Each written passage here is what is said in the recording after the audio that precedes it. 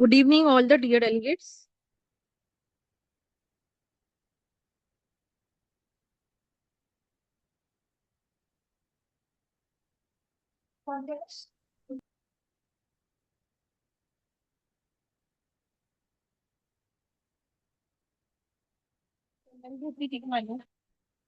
Good evening, respected delegates. Am I audible to everyone very clearly? Can you just put in the chat box? We'll start the session very soon.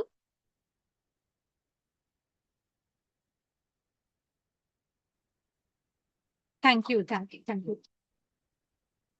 So, my dear delegates, it gives me immense pleasure and honor today to welcome you all for the today's session.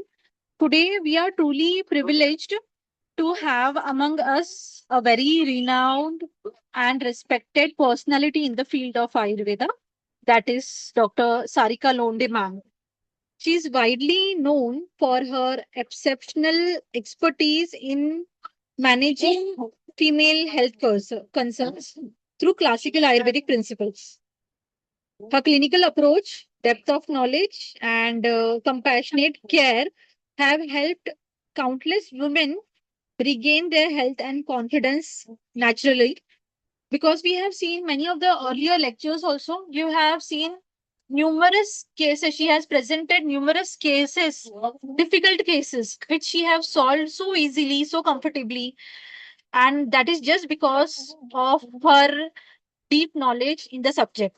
So today, Dr. Sarika Londe ma'am, she has dedicated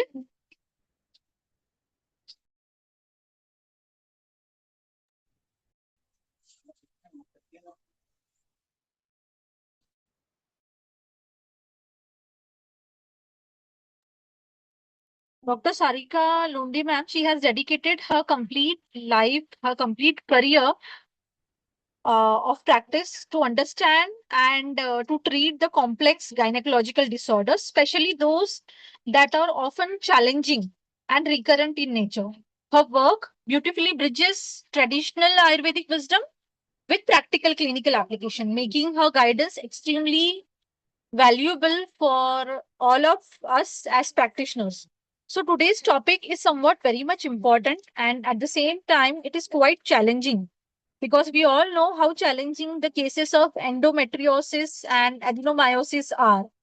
It is a condition that many of us as a clinician often find difficult to manage due to its chronic nature, due to its recurrence, and due to the impact of that disease on the women's quality of life.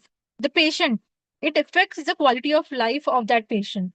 It not only affects physical health, but also there are, you can say, deep emotional and psychological impact on the patient's life. Okay.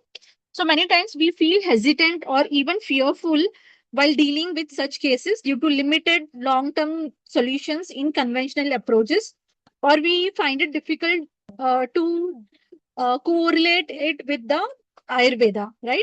Or we don't understand what Ayurveda perspective should we give for these diseases. But Ayurveda offers a holistic and root cause based perspective. Recently, I have, under the guidance of Dr. Sarika Londe ma'am, even I have successfully treated the cases which she was suffering, like she was suffering from more than 12 years from endometriosis. And there was one more case, she was suffering from nine years due to adenomyosis.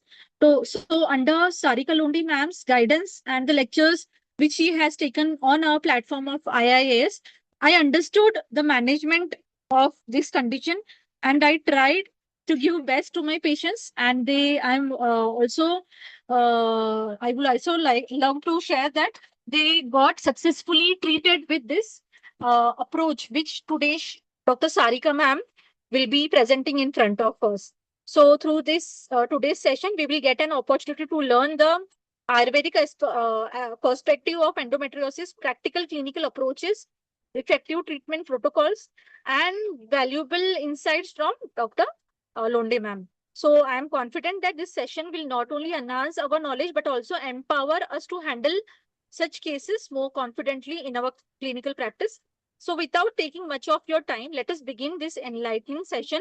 Are you all eager to know about this session very deeply, to understand endometriosis, to understand adenomyosis? If yes, please type Y in the chat box. Once again, I welcome all of you. Once again, I welcome Dr. Sarika Londe ma'am on IIS platform. Thank you. And let's get started. Thank you ma'am. आज का जो ये lecture है इसको हम basically थोड़ा से बहुत ज्यादा मतलब उसको सिवेरिटी से नहीं लेंगे या बहुत ज्यादा कॉम्प्लिकेटेड से उसको नहीं लेंगे। हम इसको सिंपली किस तरीके से सॉल्व कर सकते हैं या सिंपली किस तरीके से उसको देख सकते हैं इसके बारे में आज हम सोचेंगे। क्योंकि बहुत बार क्या होता है हम नाम से ही घबरा जाते हैं, एंडोमेट्रियोल है, एंडोमेट्रियोसिस है, एडिनोमायोसिस है, तो नाम से ही हमें डर लगता है और हमें ऐसा लगता है कि नहीं इतना बड़ा ये कॉम्प्लेक्शन या इतने बड़ी उसमें कॉम्प्लिकेशंस है तो ये हम नहीं ट्रीट कर पाते। ऐसा हमारे मन में अगर कॉन्फिडेंस कम हो जाता है तो हम इस पेशेंट को ट्रीट भी नहीं कर पाते हैं। लेकिन अगर ऐसे पेशेंट को हम प्रॉपर तरीके से देखते हैं, हमारे दोष धातु मल के अकॉर्डिंग देखते हैं, तो डेफिनेटली हम इस पेशेंट को रिजल्ट अच्छी तरीके से दे सकते हैं। यही आज हमें सीखना है कि इसको किस तरीके से देखना है, किस तरीके से ऐसे कॉम्प्लिकेटेड पेशेंट को सॉल्व करना है। क्योंकि आप सिंपल वे से जाओगे तो आपको लाइन ऑफ ट्रीटमेंट जो होती है वो सिंपल वे से मिलती भी है और आप पेशेंट को कम समय में ज्यादा रिलीफ भी दे सकते हो। तो यही हमें सब सीखना है आज। तो मैं मेरी पीपीटी शेयर करती हूँ और आज की लेक्चर की शुरुआत करती हूँ।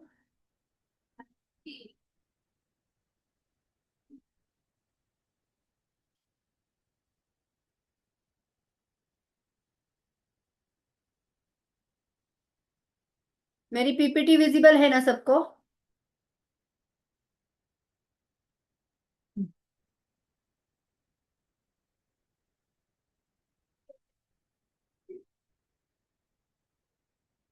Yes okay. Yes, doctor. Yes yes okay okay. आज के लेक्चर की शुरुआत हम धन्वंतरी स्तवन से करेंगे। मैं सबको विनती करती हूँ कि हाथ जोड़े और धन्वंतरी जी को नमन करें। ओम शंखं चक्रं जलौकान् दधदमृतघटं चारुतोर्भिश्चतुर्मिः सूक्ष्म स्वच्छातिरुस्याम् शुकपरिविलसन् मौलिमं भोजनेत्रम् कालाम्बोदोज्ज्वलाङ्गं कटितटविलसच्चारुपीताम्बराढ्यम् वन्दे धन्वन्तरिन्तन् निखिलगदवन प्रौढदावाग्निलीलम्। ॐ धन्वन्तरये नमः। अमृतकलशहस्ताय सर्वभयविनाशाय सर्वरोगनिवारणाय त्रिलोकपथाय त्रिलोकनाथाय श्रीमहाविष्णुस्वरूप श्री धन्वंतरी स्वरूप श्री श्री श्री औषध चक्र नारायणाय नमः। ओम हमारी कर्मभूमि को प्रणाम, हमारे स्टाफ को प्रणाम। आज का जो लेक्चर है एंडोमेट्रियोसिस और एडेनोमायोसिस, इसके ऊपर आज हम सोचेंगे।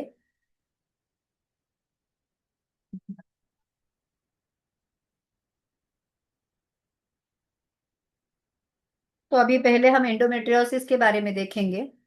एंडो मतलब क्या है, इसके नाम में ही आप देखोगे तो एंडो मीन्स इनसाइड और विद इन। मेट्रियो म्हणजे मेट्रियम मतलब रिलेटेड टू मेट्रियम है। ऑसिस मतलब ऐसी कंडीशन जो एबनॉर्मल कंडीशन है या डिसीज कंडीशन है या इंफ्लेमेटरी कंडीशन है, उसको ऑसिस ऐसे बोलते हैं। तो इसके नाम में ही इसका मीनिंग है। Endometriosis is the one of the most mysterious and fascinating benign gynaecological disorder. इसमें बेसिकली क्या होता है, एंडोमेट्रियल टिश्यू जो होते हैं वो यूटेराइन कैविटी में इम्प्लांटेशन उसका होना शुरू हो जाता है। तो एंडोमेट्रियोसिस को अगर हमें समझना है तो सबसे पहले हमें ये समझना चाहिए कि ये त्रिदोषज कंडीशन है। क्योंकि ये ट्रीट करने के लिए हमें डिफिकल्ट क्यों लगता है, क्योंकि इसमें दोषों की जो इन्वॉल्वमेंट होती है, ये त्रिदोषज इन्वॉल्वमेंट होने की वजह से ऐसे इसमें कॉम्प्लिकेशंस होते हैं। इसमें सबसे ज्यादा इंपॉर्टेंट दोष कौन सा, तो वात और पित्त, ये दो दोष डोमिनेंट होते हैं। और उसको साथ कौन देता है? तो आम देता है। मतलब दोषा तो डिस्टर्ब है, लेकिन उसको साथ देने वाला सबसे इंपॉर्टेंट है आम। तो आम क्यों तैयार होता है? अगेन वो अग्निमांद्य से ही आम तैयार होता है। पूर्ण नको लावू, मला नेट कनेक्शन कमी येतं. अगेन वो आम जो बनता है वो अग्निमांद्य होने की वजह से आम बनता है। और उसकी वजह से क्या होता है? तो ऑब्स्ट्रक्शंस होते हैं, और ऑब्स्ट्रक्शंस आने की वजह से वहां पे संप्राप्ति जो होती है वो तैयार होती है। संप्राप्ति मतलब वहां पे एडिजन्स तैयार होना, या वहां पे जो पैचेस होते हैं वो पैचेस वहां पे ग्रो होना शुरू हो जाते हैं। क्योंकि वहां पे अग्नि अच्छा ना होने की वजह से जो आम वहां पे गया है वो डाइजेस्ट नहीं हो पाता। वो आम वहीं पे क्या होता है? ग्रो होना लगता है, और वहीं पे वो अपनी ग्रोथ बना के रखता है, और उसी को हम क्या बोलते हैं? मेट्रियोसिस। तो उसकी वजह से वहां पे इंफ्लेमेशन होना, वहां पे टिश्यू की ग्रोथ होना, और वो जो नॉर्मल स्ट्रक्चर है उसको कॉम्प्लिकेशन में डालना शुरू हो जाता है। और उसके साथ साथ वो कॉम्प्लिकेशन में गया है, हम ये कैसे समझते हैं? तो पेशेंट को फिर पेन शुरू होता है, कभी कभी किसी को एबनॉर्मल ब्लीडिंग होता है, कभी कभी किसी को वहां पे फॉर्मेशन ऑफ मास या ग्रंथि बनती है या सिस्ट बनता है। तो इससे हमें पता चलता है कुछ तो भी प्रॉब्लम है, और उसके अकॉर्डिंग फिर हम जब डायग्नोसिस क्या इन्वेस्टिगेशन है वो करना शुरू करते हैं, तो हमें पता चलता है सोनोग्राफी में एंडोमेट्रियोसिस है या एडेनोमायोसिस है। ये गायनेकोलॉजिकल ऐसी कंडीशन है जहां पे एंडोमेट्रियल टिश्यू जो होते हैं, जो लाइनिंग नॉर्मली यूटेरस में ग्रो होती है, वो आउटसाइड ऑफ द यूटेरस या ओवरीज में या फैलोपियन ट्यूब में या पेल्विक लाइनिंग पे बढ़ना शुरू हो जाती है। तो इसकी डिग्री के अकॉर्डिंग ये बेसिकली डिफाइन होता है। मतलब अगर इन बिटवीन यूटेरस में वो है तो फर्स्ट डिग्री, अगर यूटेरस के बाहर मतलब ट्यूब्स में गया है तो सेकंड डिग्री, उसके बाहर मतलब ऊपर के फंडस की तरफ गया है तो फोर्थ थर्ड डिग्री, उसके भी पेल्विक लाइनिंग में वो गया है तो उसको फोर्थ डिग्री। ऐसे एंडोमेट्रियोसिस की भी डिग्री होती है, और उसके अकॉर्डिंग वो स्प्रेड उसका कैसा है उसके ऊपर डिफाइन होता है कि उसकी डिग्री कितनी है। लेकिन जनरली पेशेंट जब हमारे पास कंप्लेंट लेके आता है तो उसमें सबसे इंपॉर्टेंट बात होती है पेल्विक पेन पेशेंट को होता है, डिस्मेनोरिया होता है, हेवी ब्लीडिंग होता है, इनफर्टिलिटी, या कभी कभी ड्यूरिंग इंटरकोर्स किसी पेशेंट को पेन होते हैं, फटीग होता है। तो इससे हमें वो पता चलता है। It involves inflammation, hormonal imbalance होता है, या इम्यून डिसफंक्शन भी इसमें हमें देखने को मिलता है। According to modern displace endometrial tissue को अगर हमें नको नको प्राजक्त according to displace endometrial tissue according to modern science है, तो उसको हम एज अ उदावरता योनि व्यापक ऐसे कंसिडर कर सकते हैं। क्योंकि एंडोमेट्रियल टिश्यू डिस्प्लेस होते हैं इसका मतलब क्या होता है? हमारी अपान वायु की विकृति है। मतलब अपान का जो फ्लो है वो रिवर्स जा रहा है, जो क्या करता है? रेट्रोग्रेड मेंस्ट्रुएशन करता है। और जो अंदर का लाइनिंग है, मतलब सिंपल सी बात है, जो अगर आपको नॉर्मल फिजियोलॉजी पता है, मतलब एंडोमेट्रियोसिस बनने का मेन रीजन है एंडोमेट्रियल। तो एंडोमेट्रियल किस तरीके से बनता है? तो हम ऐसे देखते हैं कि जिन पेशेंट की पीरियड साइकिल रेगुलर है 30 डेज तक है, उसमें हम 1 से 5 दिन ये ब्लीडिंग समझते हैं। 6 डे से क्या होता है? नेक्स्ट 28 डेज तक जो भी अंदर की लाइनिंग है एंडोमेट्रियल की वो ग्रो होना शुरू हो जाती है। लेकिन ये 6 to 28 डेज में अगर पेशेंट हमें ऐसा लगता है कि प्रॉपर तरीके से उसका डाइट नहीं है, प्रॉपर तरीके से उसकी लाइफस्टाइल नहीं है, तो उसकी वजह से, या जिसमें अपान वायु की विकृति ज्यादा है उसकी वजह से वो विमार्ग गमन हो जाता है। जो एंडोमेट्रियल लाइनिंग है वो विमार्ग गमन होने की वजह से वो क्या होती है? ट्यूब में या ओवरीज में या पेल्विक फ्लोरा में वो स्प्रेड होना शुरू हो जाती है, और उसी एंडोमेट्रियल लाइनिंग के पैचेस वहां पे ग्रो होना शुरू हो जाते हैं, और वहां पे वो क्या करते हैं? टिश्यू फॉर्मेशन करते हैं। उसकी वजह से क्या होता है? वहां पे पेशेंट को इन्फ्लेमेशन होता है, और उसकी वजह से पेशेंट को पेन भी स्टार्ट होता है। तो ये अपान वायु का विमार्ग गमन होने की वजह से वो मेंस्ट्रुअल फ्लो जो है वो रिवर्स जाता है, जिसको हम रेट्रोग्रेड मेंस्ट्रुएशन भी कहते हैं, जो कि उदावरता योनि व्यापद में देखने को मिलता है। तो उसको हम एज अ एंडोमेट्रियोसिस के साथ मिमिक कर सकते हैं। पेशेंट को क्रोनिक पेल्विक पेन होता है, वो क्यों? कि पेशेंट को अपानवात की विकृति होती है, वात का प्रकोप होता है, उसकी वजह से पेन होता है। क्योंकि हम बोलते हैं कि पेन जो है वो वात की वजह से ही होता है, तो इसीलिए वात का प्रकोप है तो मतलब पेन पेशेंट को होने वाला है। पित्त और वात की दृष्टि उसमें होती है, पित्त के साथ साथ रक्त भी होता है, तो इसीलिए इन्फ्लेमेशन होता है और पेन होता है। हार्मोनल इम्बैलेंस होता है, आर्तो दृष्टि होने की वजह से, मतलब जो आर्तव दृष्टि होती है, हार्मोनल इम्बैलेंस, ये सिम्टम्स हम अकॉर्डिंग टू मॉडर्न साइंस देखने को मिलता है। तो यही हमारा अग्निमांद्य होने की वजह से पेशेंट की रस, अग्निमांद्य है तो आहार से रस धातु अच्छा नहीं बनेगा, रस अगर अच्छा नहीं बनता है तो उसका जो बाय प्रोडक्ट है, मतलब रज जो है वो अच्छा नहीं बनता है और रज की विकृति हमें देखने को मिलती है। दूसरा, सिस्टिक ग्रोथ या एडेजन्स देखने को मिलते हैं, तो इसमें कफ की इन्वॉल्वमेंट होती है या ग्रंथि फॉर्मेशन होना शुरू हो जाता है, एम एक्यूमुलेशन होता है, ऐसे हम कंसिडर कर सकते हैं। और कभी कभी पेशेंट एंडोमेट्रियोसिस, एडेनोमायोसिस के इनफर्टिलिटी भी लेके आते हैं। तो ये सब ऑब्स्ट्रक होने की वजह से वंध्यत्व, ये एक सिम्टम्स हमें उसमें देखने को मिलता है। इस तरीके से बेसिकली एंडोमेट्रियम हमें अलग अलग कंडीशन में पेशेंट हमारे पास सिम्टम लेके आता है। तो ये क्यों होता है, कि इसका रूट ऑफ क्या कॉज क्या है?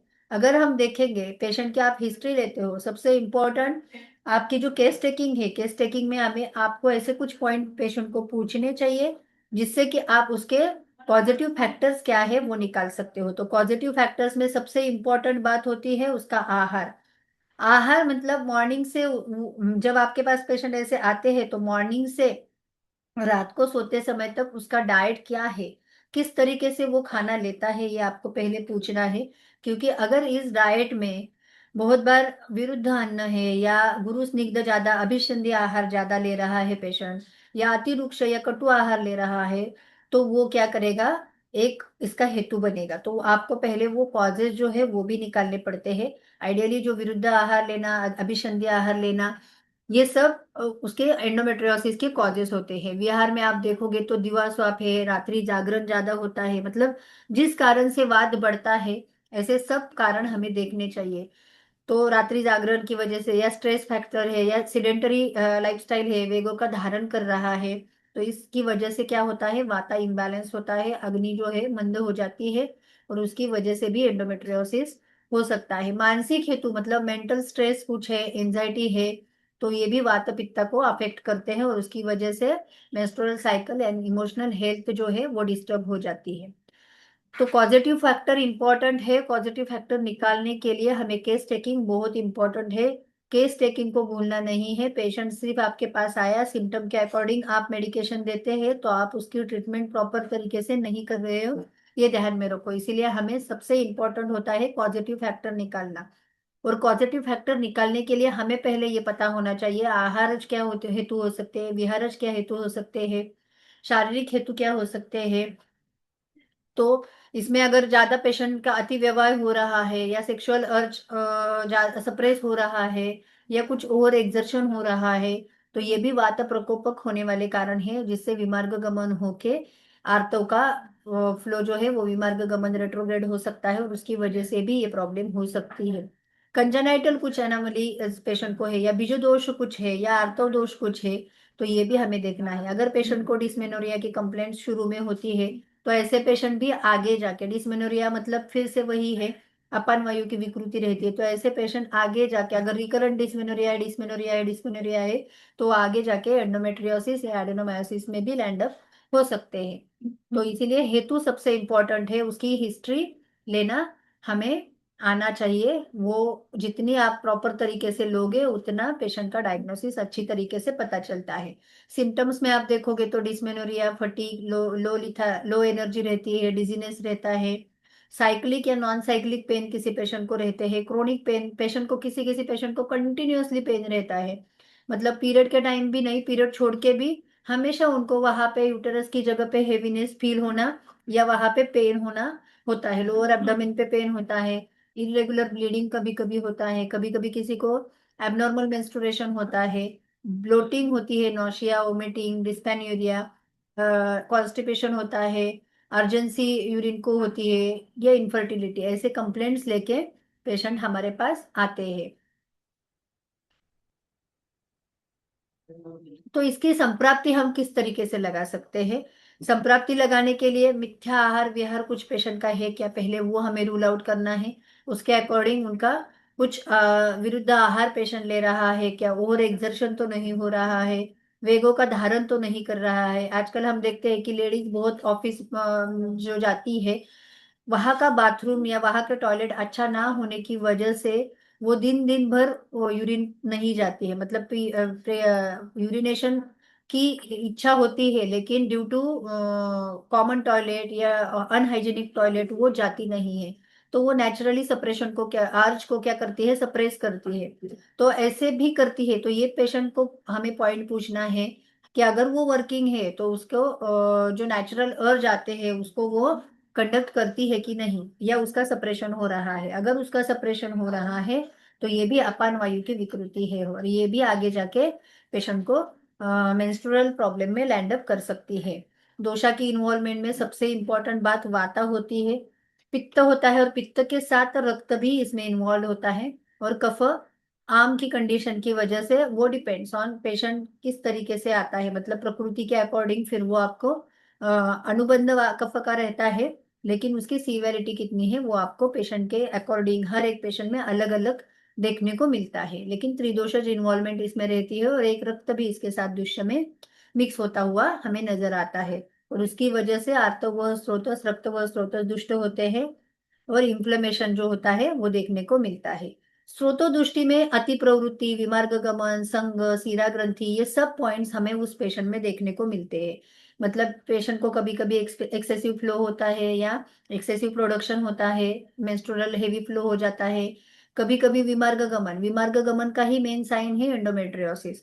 विमार्ग गमन होना मतलब एक्सेसिव फ्लो जो नीचे की तरफ से आना चाहिए ऊपर की तरफ गया, रिवर्स फ्लो हो गया, तो उसको विमार्ग गमन ही बोलते हैं। संग या ऑब्स्ट्रक्शन होना, वहां पे सीरा ग्रंथि मतलब वहां पे इन्फ्लेमेशन होना, ग्रोथ होना, ये सब स्रोतोदुष्टि की ही लक्षण है।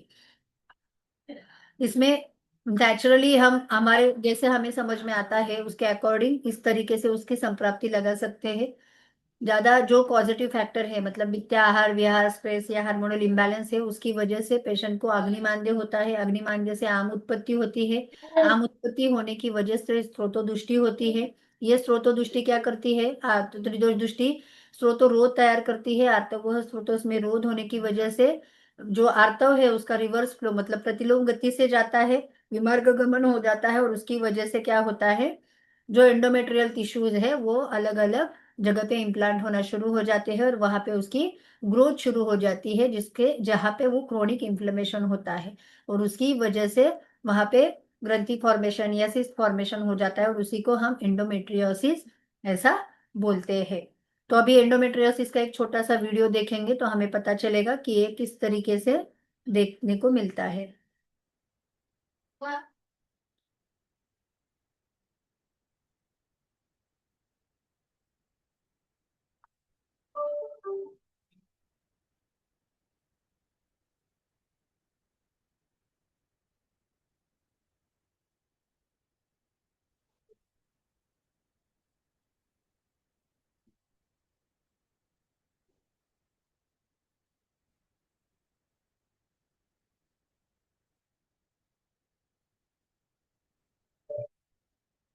हम्म। तो इस तरीके से उसके जो लीजन्स होते हैं वो हमें यहाँ पे देखने को मिलते हैं, वो अलग अलग जगह पे वो लीजन जो होते हैं वो फॉर्म होते हैं। तो उसके अकॉर्डिंग हमें उसकी जो डिग्री होती है वो पता चलती है वो कितने सीवियर जगह पे गया है। तो इसको ट्रीटमेंट करते टाइम हमें सबसे इम्पोर्टेंट बात होती है कि करेक्शन ऑफ अग्नि, मतलब हम बोलते हैं कि रोगाः सर्वेपि मंदाग्नि। अग्नि कौन सा ही रोग जो होता है, व्याधि की शुरुआत हम अग्नि से मानते हैं, तो हमें सबसे इम्पोर्टेंट बात होती है कि अग्नि करेक्शन करना है। तो अग्नि करेक्शन करने के लिए हम दीपन पाचन ड्रग्स तो यूज करते ही है, लेकिन उसके साथ साथ सबसे इम्पोर्टेंट बात होती है जो नेचुरल अग्नि को करेक्ट कौन करने वाला है, तो एक तो वो डाइट है, और दूसरा एक्सरसाइज है। क्योंकि एंडोमेट्रियोसिस जो होते हैं तो इसमें बेसिकली एक तो एंडोमेट्रियोसिस हुआ है, और दूसरा जो है कि हम जो रोज चीजें खाने वाली है, जो रोज हमारे मुंह से जाने वाला है, वो भी हमें करेक्ट करना पड़ेगा। क्योंकि एक जगह से क्या होता है, एक्युमुलेट हुए दोष हमें निकालना है, और दूसरी जगह क्या है कि जो प्रोडक्शन डेली का होने वाला है उसको भी करेक्ट करके अंदर भेजना है। लेकिन अगर ऐसा है कि पेशेंट प्रॉपर मतलब बहुत हेवी तीखा खाना खा रहा है, स्पाइसी खाना खा रहा है, और अवेड़ी खा रहा है, एक्सरसाइज नहीं कर रहा है, तो इससे वो क्या करेगा, हेतु का सेवन करेगा, और दूसरी जगह पे हम इसको ट्रीटमेंट करेंगे। तो ये पॉसिबल नहीं है। तो इसीलिए हमें सबसे इम्पोर्टेंट बात पेशेंट को यही समझानी है कि इसकी ट्रीटमेंट करने के लिए सबसे इम्पोर्टेंट बात होती है आपको डाइट और एक्सरसाइज, ये पहले करना है। मैं इसको 50% वेटेज देती हूँ, क्योंकि जब तक पेशेंट ये 50% नहीं करेगा तब तक आपके मेडिकेशन और पंचकर्मा इसको फायदा नहीं करेंगे। इसीलिए पेशेंट जो आहार और व्यायाम है ये पहले उनसे करवा के लेना है। ये प्रॉपर तरीके से आप शुरू करोगे तो ही आपके मेडिकेशन और आपके पंचकर्मा उनको हेल्प करने वाले हैं। तो इसीलिए सबसे इम्पोर्टेंट बात ट्रीटमेंट, लाइन ऑफ ट्रीटमेंट में पेशेंट को प्रॉपरली बायोलॉजिकल क्लॉक उसका एक्सप्लेन करो। उसको जो भी खाना लेना है, मतलब डाइट लेना है, वो जो जैसे हम बोलते हैं कि मॉर्निंग का खाना जो है, सॉरी, मॉर्निंग टाइम में पहले वर्कआउट उनको बोलना है। वर्कआउट में भी सबसे important to the specific, Geeta, to the specific workout उनको बोलना है। उसमें भी हमें क्या करना है, तो एब्डोमिनल वर्कआउट ज्यादा बोलना है, क्योंकि हमें वहां का ब्लड फ्लो बढ़ाना है। हम देखते हैं कि कौन सी भी अगर स्वेलिंग है या कौन सा भी इंफेक्शन है, तो वहां पे अगर ब्लड फ्लो बढ़ता है तो वहां का इन्फ्लेमेशन जो है वो जल्दी रिकवर होता है। तो अगर हमें वहां पे ब्लड सप्लाई ज्यादा बढ़ाना है, तो ब्लड सप्लाई बढ़ाने के लिए हमें क्या करना पड़ेगा, वहां का ब्लड सर्कुलेशन जो है वो बढ़ाना पड़ेगा।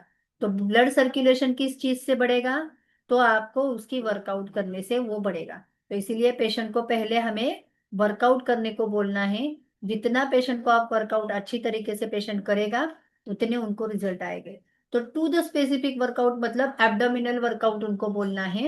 एब्डोमिनल वर्कआउट में भी पवन मुक्तासन, धनुरासन, भुजंगासन, सुपाइन और प्रोन पोजीशन वाले जो भी वर्कआउट है ये उनको आप बोल सकते हो।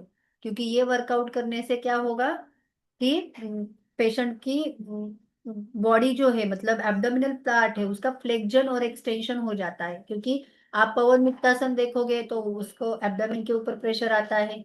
आप धनुरासन देखेंगे तो भी उसका एब्डोमेन के ऊपर प्रेशर आता है। आप भुजंगासन देखोगे तो भी उसका एब्डोमेन के ऊपर प्रेशर आता है। इसीलिए सुपाइन प्रोन पोजीशन वाले जो भी वर्कआउट है वो पेशेंट को आप पहले बोल दो। वो करने के बाद जब पेशेंट को भूख लगती है तो उसको डाइट प्रॉपर तरीके से देना है। अभी डाइट देना है मतलब क्या, तो बेसिकली जो भी हम खाना दे रहे हैं वो प्रॉपर टाइम पे उनको खाने को बोलो। अवेड़ी खाना खाना भी दोष बढ़ाता है। तो सुबह मॉर्निंग का खाना, ब्रेकफास्ट और लंच को आप अगर एक साथ करने को बोलते हो, ब्रंच करने को बोलते हो पेशेंट को, ब्रेकफास्ट अलग से पेशेंट खाता है तो ब्रेकफास्ट में साउथ इंडियन ही खाएगा, पोहा उपमा ही खाएगा, तो ये क्या करेंगे, रक्त दुष्टि बढ़ाएंगे, पित्त की दुष्टि बढ़ाएंगे। तो पित्त और रक्त दुष्टि ना बढ़े ऐसा डाइट उनको नहीं देना है। तो पेशेंट को डायरेक्टली आप प्रॉपर मील दे दो। तो प्रॉपर मील में उनको रोटी सब्जी दाल ऐसा आप प्रॉपरली मॉर्निंग के टाइम में उनको खाने को बोलो। 9 से 11 के बीच में अगर पेशेंट ये खाता है तो बहुत अच्छा।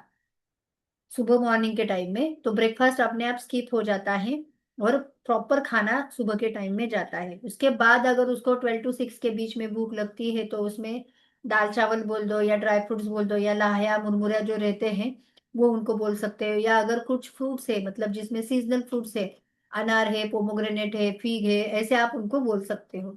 तो वो दोपहर के टाइम में बोल सकते हो। और रात का खाना फिर 7 to 8 के बीच में उनको खाना है। और उसी में भी फुल मील उनको होना चाहिए, मतलब रोटी सब्जी दाल चावल 2 चम्मच घी, ऐसा खाना उनको एडवाइस करना है। तो इस तरीके से आप डाइट का करेक्शन करोगे, एक्सरसाइज का करेक्शन करोगे और उसके साथ अगर आप मेडिकेशन देते हो तो वो बहुत अच्छे रिजल्ट पेशेंट को देते हैं। मेडिकेशन में आम पाचन और करेक्शन, अग्नि का करेक्शन करने के लिए दीपन पाचन ड्रग्स यूज करने हैं। तो उसमें पेशेंट के अकॉर्डिंग आपको अभी ये डिसाइड करना है कि उसको संजीवनी वटी देना है, अग्नितुंडी वटी देना है, शंखवटी देना है, चित्रकारी वटी देना है या आम पाचक वटी देना है। लेकिन जो पेशेंट का डाइजेशन अच्छा करेगी तो वैसे आप मेडिकेशन उनको दे सकते हो। पेशेंट को अगर ज्यादा पेन रहेगा और अग्नि भी कम रहेगा तो आप उसमें आम पाचक वटी या शंखवटी पेशेंट को दे सकते हो। उसके साथ साथ पेशेंट को कंपलसरी एक वातानुलोमक कुछ तो भी आपको देना है। तो उसमें आप अविपत्तिकर वटी भी दे सकते हो या गंधर्व हरित की भी पेशेंट को कंटिन्यूअसली देते हो तो उसका अच्छा फायदा होता है। क्योंकि वात का अनुलोमन मतलब अपान अपना एक फोकस है, अग्नि अपना एक फोकस है। तो इसके अकॉर्डिंग आप शुरू में पेशेंट को हमें थोड़ा सा प्रॉपरली जो जो दोषों की इन्वॉल्वमेंट दिखती है उसके अकॉर्डिंग ट्रीटमेंट देने की जरूरत पड़ती है। इसीलिए वातानुलोमन आप अविपत्तिकर, वो चूर्ण, अभिपत्तिकर चूर्णवटी या अभिपत्तिकर सॉरी गंधर्व हरित की आप पेशेंट को दे सकते हो। उसके बाद कंटिन्यूअसली मृदु विरेचन उसको देना है। तो मृदु विरेचन देने के लिए आप बेसिकली पेशेंट को डेली में गंधर्व हरित के देते हैं तो भी चलेगा, या वंस इन अ वीक आप पेशेंट को एरंड तेल दे दो या त्रिवृत्त लेह दे दो। ऐसा 10 मतलब संडे टू संडे अगर आप पेशेंट को देते हो मृदु विरेचन के तौर पे तो भी चलेगा। मतलब रात को सोते समय कैस्टर ऑयल 10 ml या 15 ml देना है, तो उसको नेक्स्ट डे थोड़ा सा अनुलोमन अच्छी तरीके से हो जाएगा, वात का अनुलोमन अच्छा हो जाएगा, रेचन मतलब पित्त और रक्त की दृष्टि भी चली जाएगी, तो वो भी बहुत अच्छा काम करता है। और लोकली लगाने पे उसको एक्सटर्नल ऑयल मतलब वहां पे वात का शमन हो जाए, इसलिए आप लोकली ऑयल मतलब बला तेल, धनवंतर तेल या अभ्यंग तील तेल दे सकते हो, या चंदन बला का तेल दे सकते हो, या शतावरी का तेल भी दे सकते हो, जिसमें आपका आपका टारगेट यही होना चाहिए, वात का शमन, पित्त और रक्त, ये तीन चीजें आपको ध्यान में ही रखना है। उसके अकॉर्डिंग आपको ट्रीटमेंट देना है। ऐसे पेशेंट में आप बस्ती की ट्रीटमेंट भी कर सकते हो। बस्ती में एरंड मूलादि का निरूह बस्ती या दशमूल काढ़े का निरूह बस्ती, या अनुवासन बस्ती में सहचर तेल, दशमूल तेल का अनुवासन बस्ती भी आप पेशेंट को दे सकते हो। योग बस्ती अगर इसमें करते हो आप तो भी अच्छा फायदा होगा। और उसके साथ साथ रक्त स्त्राव रोधक मतलब रक्त का जो ये है रक्त प्रसाधन भी हमें देना है। और उसके साथ साथ पेशेंट को अगर ब्लीडिंग हो रहा है, पेशेंट कौन सी कंडीशन में आपके साथ पास आता है उसके अकॉर्डिंग, अगर पेशेंट को ब्लीडिंग है, एबनॉर्मल ब्लीडिंग है, नॉन साइक्लिक ब्लीडिंग है, तो उसको प्रिवेंट करने के लिए आपको रक्तस्राव रोधक औषध भी देनी पड़ती है, जिसमें आप रक्त स्तंभक दे सकते हो, कामदुदा दे सकते हो, पुष्यानुवटी दे सकते हो, लोद्रासव दे सकते हो, बोलबद्ध रस दे सकते हो। तो पेशेंट के अकॉर्डिंग आपको ये डिसाइड करना है। तो मेन पहले, और उसके बाद मतलब पेशेंट पहले आने के बाद सबसे इम्पोर्टेंट फर्स्ट वीक में आपको उसको वात का अनुलोमन करना है, अग्नि का वर्धन करना है, और उसको मृदु विरेचन देना है, और उसके साथ साथ लोकली वहां पे लगाने के लिए स्नेहन देना है। ये आपको करना है। उसके बाद उसको जो वहां के पैचेस है वो निकालने के लिए ग्रंथि हर लेखन चिकित्सा बाद में आपको देनी है। तो ग्रंथि हर लेखन चिकित्सा में आप वरुण आदि काढ़ा दे सकते हो, कांचनार गुग्गू दे सकते हो, या शिगरू का जो पाउडर आता है वो दे सकते हो, या अपना ये भी दे सकते हो, मांसपाचक या मेदोपाचक भी पेशेंट को वहां पे दे सकते हो, या कांचनार गुड़ भी आप दे सकते हो। अगर पेशेंट को पेन वहां पे ज्यादा है तो दशमूला रिष्ट है, अशोका रिष्ट है, महारासनादि कषाय है, कुमारी आसव है, या आप उनको दे सकते हो। हिंगवाष्टक वटी, ये एडिशनल फॉर्मुलेशन है जो हम मतलब यूज करते हैं, तो उसमें हिंगवाष्टक वटी एक अच्छा काम करती है। अविपत्तिकर वटी है, त्रिवृत्त लेह जैसे मैंने बोला कि मृदु विरेचन के लिए आप दे सकते हो। सहचरादि ऑयल जो है वो लोकल एप्लीकेशन के लिए दे सकते हो। और अनुवासन एंड निरूह बस्ती है, ये योग बस्ती आप पेशेंट में कर सकते हो। उसके साथ साथ पेशेंट को पथ्य, जैसे मैंने बोला पहले उनको डाइट के ऊपर आपको शिफ्ट करना है। फ्रेशली प्रिपेयर्ड जो डाइट है, लाइट डाइट, उसमें भी मूंग दाल खाने को, घी ज्यादा खाने को बोलना है। वो गुआर फैमिली के सब वेजिटेबल जो है मतलब बॉटल गुआर है, ऐश गुआर है, बिटर गुआर है, पंपकिन है, ये सब उनको खाने को बोलो। सीजनल फ्रूट्स उनको खाने को बोलो। स्पाइसेस में उनको जो टर्मरिक है वो चलेगी, जिंजर है वो थोड़ा चलेगा, ये आप दे सकते हो उनको। अपथ्य में टोटली जो स्टेल फूड है वो कंपलसरी उनको अवॉइड करना है।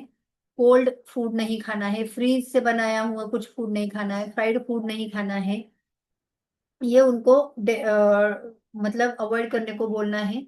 जो वाइट चीजें हैं मतलब जिससे क्लेद ज्यादा बनता है, ऐसे मतलब रवा है या मैदा है, बेकरी प्रोडक्ट है, ये सब टोटली उनको अवॉइड करने को बोलना है।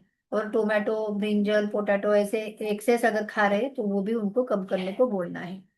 डेली रूटीन में अर्ली मॉर्निंग वेकअप, उनको प्रॉपरली स्नेहन स्वेदन अगर वो करते हैं तो अच्छी बात है। मतलब स्नेहन मतलब लोकली एब्डोमेन को मसाज लगाना है और गर्म पानी से नहाना है, ये उनको बोलना है। एक्सरसाइज में मैंने जैसे बोला कि भुजंगासन है, पवन मुक्तासन, धनुरासन, ऐसे आसन। और अगर प्राणायाम उसके साथ साथ करते हैं स्ट्रेस रिलीव होने के लिए तो वो भी अच्छा काम इसमें करता है। एक्सरसाइज, हेवी एक्सरसाइज उनको अवॉइड करने को बोलना है, जिससे कि अपान की विकृति हो, जिससे कि अपान विमार्गमन हो, ऐसे वर्कआउट उनको नहीं बोलना है। ड्यूरिंग मेंस्ट्रुएशन कंपलसरी उनको वर्कआउट या हेवी एक्सर्शन अवॉइड करने को बोलना है। क्योंकि ये बहुत बार एंडोमेट्रियोसिस का मेन रीजन होता है कि ड्यूरिंग मेंस्ट्रुएशन पेशेंट बहुत हेवी वर्कलोड लेके काम करता है, या ट्रैवलिंग ज्यादा होती है, या ज्यादा एक्सर्शन अगर उनका होता है, या कुछ पेशेंट ऐसे भी है मेंसेस है तो भी उनकी जिम करते हैं, मेंसेस है तो भी वॉकिंग करते हैं।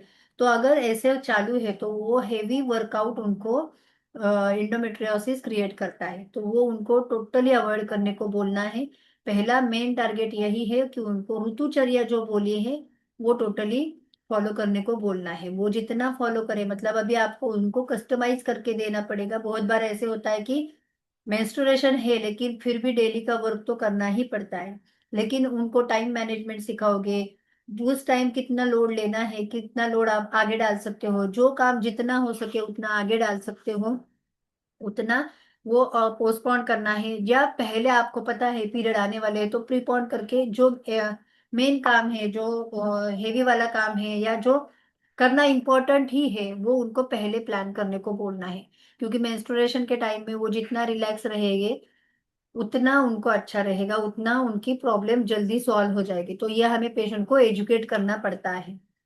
दूसरा, माइंड बॉडी बैलेंस करने के लिए सबसे इम्पोर्टेंट मेडिटेशन होता है, योग निद्रा प्राणायाम, ये उनको डेली करने को बोलना है। और स्क्रीन टाइम, रात्रि जागरण जो है वो हमें उनको कम करने को बोलना है। अभी एक केस है, ये देखेंगे, ये एक एंडोमेट्रियोसिस की ही केस है। उनका 2024 में मेरे पास आई थी। एज उसका 27 ईयर्स है, 46 उसका वेट था, मैरिड, 1.5 साल पहले मैरिड थी, शिफ्ट ड्यूटी करती थी, डॉक्टर थी लेकिन कैन आई इंटरप्ट क्यों मैम? हाँ ये बोलो। केस स्टार्ट करने से पहले हम हाँ कुछ चीजें डिक्लेयर करते हैं ग्रुप में। यस मैम, मेरी यस आवाज क्लियर है ना सबको? Yes ma'am, yes. मैं अपना स्क्रीन भी शेयर करती हूँ। तो जैसे कि मैम ने एंडोमेट्रियोसिस मतलब इतना जो हमें डिफिकल्ट या कॉम्प्लिकेटेड जो केस हमें लगती है, जिसका नाम सुन के ही हमें लगता है कि अरे इसमें क्या होगा, क्या ट्रीटमेंट दे सकते हैं इसमें, है ना? तो मैम ने कितने आसानी से इसको समझाया, उसके ट्रीटमेंट एस्पेक्ट, प्रैक्टिकल अप्रोच क्या है, कौन सा पंचकर्म करना है। और आप अगर देखेंगे कि मेडिसिन जो मैम ने चुने हैं, ये बहुत सर्वसाधारण मेडिसिन है जो हम हमेशा इस्तेमाल करते हैं। Only the thing is that कि हमें अभी उस मेडिसिन के पीछे क्या लॉजिक लगाना है, वो मैम ने बहुत आसानी से हमें समझा दिया। Do you agree every one of you? Yes ma'am. Yeah. So आप में से बहुत यस मैम। जन हमारे साथ जुड़े हुए हैं। स्त्री वेदा जो 3 मंथ्स का सर्टिफिकेट कोर्स इन स्त्री रोग विज्ञान है, इस कोर्स से आप लोग आप में से बहुत सारे लोग हमसे जुड़े हुए हैं। लेकिन जो लोग जुड़े नहीं हैं, मैं उनसे उन्हें बताना चाहती हूँ कि ये हमारा 40 डेज मतलब 3 मंथ्स का ऑनलाइन सर्टिफिकेट कोर्स इन स्त्री रोग विज्ञान है। और जो 80 ऐप मतलब Ayurveda training accreditation board level 3 which comes under राष्ट्रीय आयुर्वेद विद्यापीठ न्यू दिल्ली। ओके, इसके अंडर ये हमारा ट्रेनिंग प्रोग्राम आता है, सर्टिफिकेट कोर्स आता है। इसके अंडर ये कोर्स हमारा रजिस्टर्ड है। तो अगर आप हमसे जुड़कर अगर हमारा सर्टिफिकेट कोर्स करते हो तो आपको एक प्रॉपर सर्टिफाइड डिग्री भी मिलने वाली है। और नॉलेज तो आपको, जैसे आज का लेक्चर फ्री लेक्चर था, इसमें आपको मिला है, उससे भी कई गुना ज्यादा नॉलेज आपको हमारे कोर्स में मिलेगी। और हम इस मैम कोर्स में एक क्या क्या लेने वाले हैं उसका मैं पीडीएफ आपको शेयर करती हूँ। आप में से कई जनों ने पीडीएफ देखा भी होगा। इसमें हम फ्रॉम बेसिक क्लिनिकल जो हमारा अप्लाइड एनाटॉमी है, फिजियोलॉजी है, नॉट द बुक 1, बुक में से हमने पढ़ा है, कॉलेज ड्यूरिंग कॉलेज डेज भी हमने सीखा है, लेकिन उसको अप्लाई कैसे करना है, उसका क्लिनिकल एनाटॉमी हम पढ़ेंगे। ठीक है? तो क्लिनिकल एनाटॉमी, क्लिनिकल फिजियोलॉजी और सारे डिसीजेस मतलब पीसीओडी से लेके गर्भिणी व्याधि से लेकर फाइब्रॉइड, और जो आज हमने एडिनोमायोसिस एंडोमेट्रोसिस जो देखे हैं। So it is from pre puberty age till menopause, और मेनोपॉज के बाद वाले भी सारे डिसीजेस, सारे डिसऑर्डर्स, गायनेकोलॉजिकल डिसऑर्डर्स हम कवर करने वाले हैं। We will correlate it with modern perspective, but each and every disease, we will see the treatment only through Ayurvedic approach. You will get the documents also, you will get the जैसे कि अगर हम कोई स्थानिक चिकित्सा या कोई कर्म करते हैं उस पेशेंट का, so what will be the consent form, what are the pre requirements, patient form रहता है, थेरेपिस्ट फॉर्म रहता है, बिफोर आफ्टर जो पेशेंट को फॉलो करना है पथ्य फॉर्म रहता है, ठीक है। ये सारे डॉक्यूमेंट स्टडी मटेरियल भी आपको मिलने वाला है। So I will request every one of you, don't miss this chance because this is a wholesome programme. अगर आपको आगे जाकर गायनेक में प्रैक्टिस करनी है आयुर्वेदिक एस्पेक्ट से, तो ये आपके लिए बहुत अच्छी अपॉर्चुनिटी रहने वाली है। और इसके बाद हम एक ट्रेनिंग भी लेने वाले हैं, ऑनलाइन ऑफलाइन ट्रेनिंग, जहाँ पे आपको अपॉर्चुनिटी मिलती है यहाँ पर निर्विकार हॉस्पिटल में आकर आपको ऑफलाइन ट्रेनिंग दी जाएगी। आपको यहाँ पर आने के बाद एक एमसीक्यू एग्जाम होगा, जहाँ पे एमसीक्यूज और शॉर्ट आंसर लॉन्ग आंसर्स रहेंगे, जो सिंपल एग्जाम रहेगी आपके लिए। क्योंकि सिंपल इसलिए मैं बोल रही हूँ क्योंकि 3 महीने में हम आपके ब्रेन में सारी चीजें इतनी डीपली अदर करेंगे कि आपको आपके लिए एग्जाम बहुत ही इजी हो जाएगा, ठीक है, टू पास आउट। और ऑफलाइन ट्रेनिंग एग्जाम के बाद तुरंत आपको सर्टिफिकेट मिल जाता है। अगर आपको कुछ इसके रिलेटेड डाउट्स है तो आप मुझे पूछ सकते हो और हम इस केस को कंटिन्यू करेंगे। मैम एक डाउट था। Yes sir, please ask. Ma'am मैंने मैम का मैं 3 मंथ का मैं जो है ना कोर्स पूरा किया था। Hello. Sarika ma'am, will you answer the queries? हाँ हाँ, यस मैम। हेलो। हाँ सर, पूछो। मॅडम मी याच्या अगोदर ना आपलं एक लेक्चर केले होते, 3 महिन्याचे लेक्चर केले होते। हाँ आता मॅडम न म्हटली की तुम्ही 3 महिन्याचे लेक्चर केल्यानंतर आपल्याला काही एमक्यूचे एक्झाम म्हणले होते आणि सर्टिफिकेट म्हणले होते, पण हे काय हाँ मला इश्यू झाले नाहीत। सर, तुम्ही ऑफलाईन कोर्सला आले होते का इथे? ऑफलाईनला तर मला सांगितलंच नाही मॅडम, मी त्यावेळेस लेक्चर नाही पूर्ण सर, केले। कोणत्या कोर्सला, कोणत्या बॅचला आले होते तुम्ही? मी याच्या अगोदर म्हणजे बॅच आता जस्ट रिसेंट मागच्या ऑक्टोबर मध्ये झाली त्या बॅचला आले होते का त्याच्या अगोदरच्या हा बॅचला? नाही ऑक्टोबरच्या बॅच मॅडम। हा, मग ऑक्टोबरच्या बॅचला सर तुम्ही असाल तर आपण ऑफलाईन बॅचला जवळजवळ मला वाटतं 180 ऍडमिशन होते, तर 180 मधली जवळजवळ 160 लोक आपल्या इथे आली होती एक्झामसाठी. मग त्यावेळेस तुम्ही ग्रुपवर जॉईन नव्हते का आपल्या? ग्रुपवर होतो मॅडम, मग मग त्याचं बिल तुम्ही नाही मला ऑफलाईन बॅचला का नाही आले सर? कारण की ऑफलाईन बॅचला आले ना की इथे प्रॉपरली आपण एक्झाम देतो. एक्झाम दिले हम्म. की आपल्याला अटॅपचं सर्टिफिकेशन मिळतं आणि ते आम्ही इथेच देतो विथ फ्रेम करून प्रॉपरली. अच्छा यावेळेस जमते का मॅडम द्यायला नुसतं म्हणजे ओनली यावेळेस याच्यासाठी? तुम्हाला आता त्याला परत मग हे करायला लागेल, कारण की आपण काय करतो, ज्यावेळेस तुमची बॅच होते, बॅच झाल्यानंतर, बॅच मी हिंदीत सांगते म्हणजे बाकीच्यांनाही कळेल, जिस टाइम आपकी हाँ, बैच होती है तो बैच होने के बाद हम मतलब पूरा 3 महीने का जब आपका कोर्स हो जाता है तो हम एग्जाम्स मतलब बैचेस रखते हैं आगे अकॉर्डिंग टू एडमिशन, जितने एडमिशन है उतने अकॉर्डिंग बैचेस रहते हैं। अभी लास्ट टाइम 6 बैचेस थे, तो हम एक 30-40 एडमिशन उस टाइम ले रहे थे। तो उस टाइम आपके एडमिशन होते हैं, जो टाइम आपको अलॉट किया जाता है उस टाइम आपको यहाँ पे आना होता है, वो ट्रेनिंग प्रोग्राम अटेंड करना होता है। एक एग्जाम होती है सिंपल एमसीक्यू टाइप, वो आपको देनी होती है और फिर उसके बाद आपको वो सर्टिफिकेशन मिलता है। जब वो बैच पूरी होती है तो ये डॉक्यूमेंट्स हमें आगे ऊपर मतलब आरएवी को अटैप को ये देना पड़ता है, तो वो उनके पास सबमिट होती है। अगर आपको फिर से ये एग्जाम देनी है तो आपको इस बैच में जो भी रिपीटर्स की फी है वो दे के सर आपको इसमें इनरोल होना पड़ेगा। वो रिपीटर्स की फी क्या है वो मैम आपको बाद में बताएगी, मंजू मैम से आप कांटेक्ट कर लो, आपको मैम डिटेल्स देगी सब। हाँ, तो आप ये okay exam thank they you so सकते मच। हैं। हाँ, आप दे एग्जाम दे सकते हैं, कोई प्रॉब्लम नहीं। और आपको ओके अटैक का थैंक यू ये सो भी मच। मिल सकता है। Yes sir. Okay thank you. Okay, thank you sir. मुझे और किसी को कुछ क्वेश्चन है या हम आगे जाएंगे? Ma'am, I'm Dr. Kavita here. Okay. Ma'am, how to join this course and what will be the fee structure, ma'am? Hmm okay, इसको बेसिकली अभी ये कोर्स जो है मंजू मैम का मैं कांटेक्ट नंबर यहाँ पे शेयर करती हूँ, तो मैम आपको पूरी डिटेल्स भेज देंगी। ये जो कोर्स है ये 3 मंथ्स का अपना कोर्स रहता है, इसमें 40 लेक्चर्स रहते हैं। 40 लेक्चर्स जो है जैसे कि वो ऑनलाइन है और 3 डेज यहाँ पे आपको ऑफलाइन आना होता है। तो इसको फी जो है टोटल अभी 10,000 रुपीज फी है इसको। और ये total 3 month Noted, ma'am. Thank you. हाँ हाँ 3 मंथ्स का चलता है। ओके। मुझे लगता है हम आगे जाएंगे। ये जो केस है वो मैम हाँ हेलो। Good evening ma'am. हाँ बोलो। मैं डॉक्टर अंशु बोल रही हूँ। मैम मेरा क्वेश्चन था कि ये कोर्स केवल बीएमएस वाले ही कर सकते हैं? Yes yes. S okay ma'am. आपका क्या हुआ अदर है? स्टूडेंट नहीं? एक्चुअली मैम मेरा बीएचयू से है, Banaras Hindu university.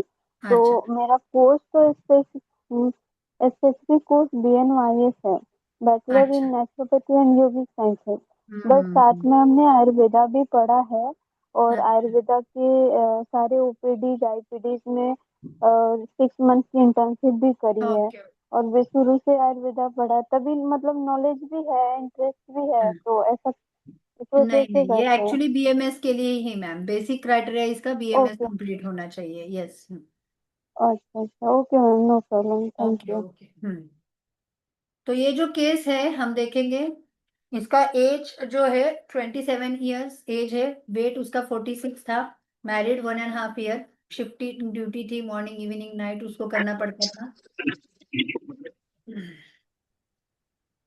Personal history में एक्सरसाइज बिल्कुल नहीं होती थी। इरेगुलर टाइमिंग ऑफ डाइट था ड्यू टू शिफ्ट ड्यूटीज। दिवा स्वाप था, मतलब नाइट शिफ्ट रही तो इवनिंग में मॉर्निंग के टाइम में सोना था। तो ये सब उसका था। थायराइड की टाइफाइड की हिस्ट्री थी। चिकन पॉक्स बचपन में उसको हुआ था। बेसिक एक था मल प्रवृत्ति में कॉन्स्टिपेशन, ये मेन उसकी कंप्लेंट थी, कॉन्स्टिपेशन। मेंस्ट्रुअल साइकिल वैसे उसकी रेगुलर थी। फ्लो भी प्रॉपर 4 डेज 4 डेज उसको फ्लो होता था। रेगुलर पीरियड थे, लेकिन पेनफुल इंटरकोर्स था, कॉन्स्टिपेशन था, और कंसीव के लिए ट्राई कर रही थी। तो यहाँ पे आप उसका रिपोर्ट देखेंगे, इसमें राइट ओवेरियन एंडोमेट्रियोसिस ऐसा था। उसको सिस्टिक लीजन था 3.8 × 3 सेंटीमीटर का, और वॉल्यूम 18.3 सेंटीमीटर था। उसको जिह्वा जो थी वो साम थी, और नाड़ी पित्तवात थी। डायग्नोसिस उसका एंडोमेट्रियोसिस विथ अपत्यकांक्षिणी। योनि में वेदना, रजोदुष्टि सजेस्ट योनि व्यापथी है, वातिक और रक्त पित्त दुष्टि ऐसा कंसिडर करके रक्तवह स्रोतस आर्तवह अपानवह स्रोतस की इन्वॉल्वमेंट है। प्रिडोमिनेटली पित्त वात की दुष्टि है।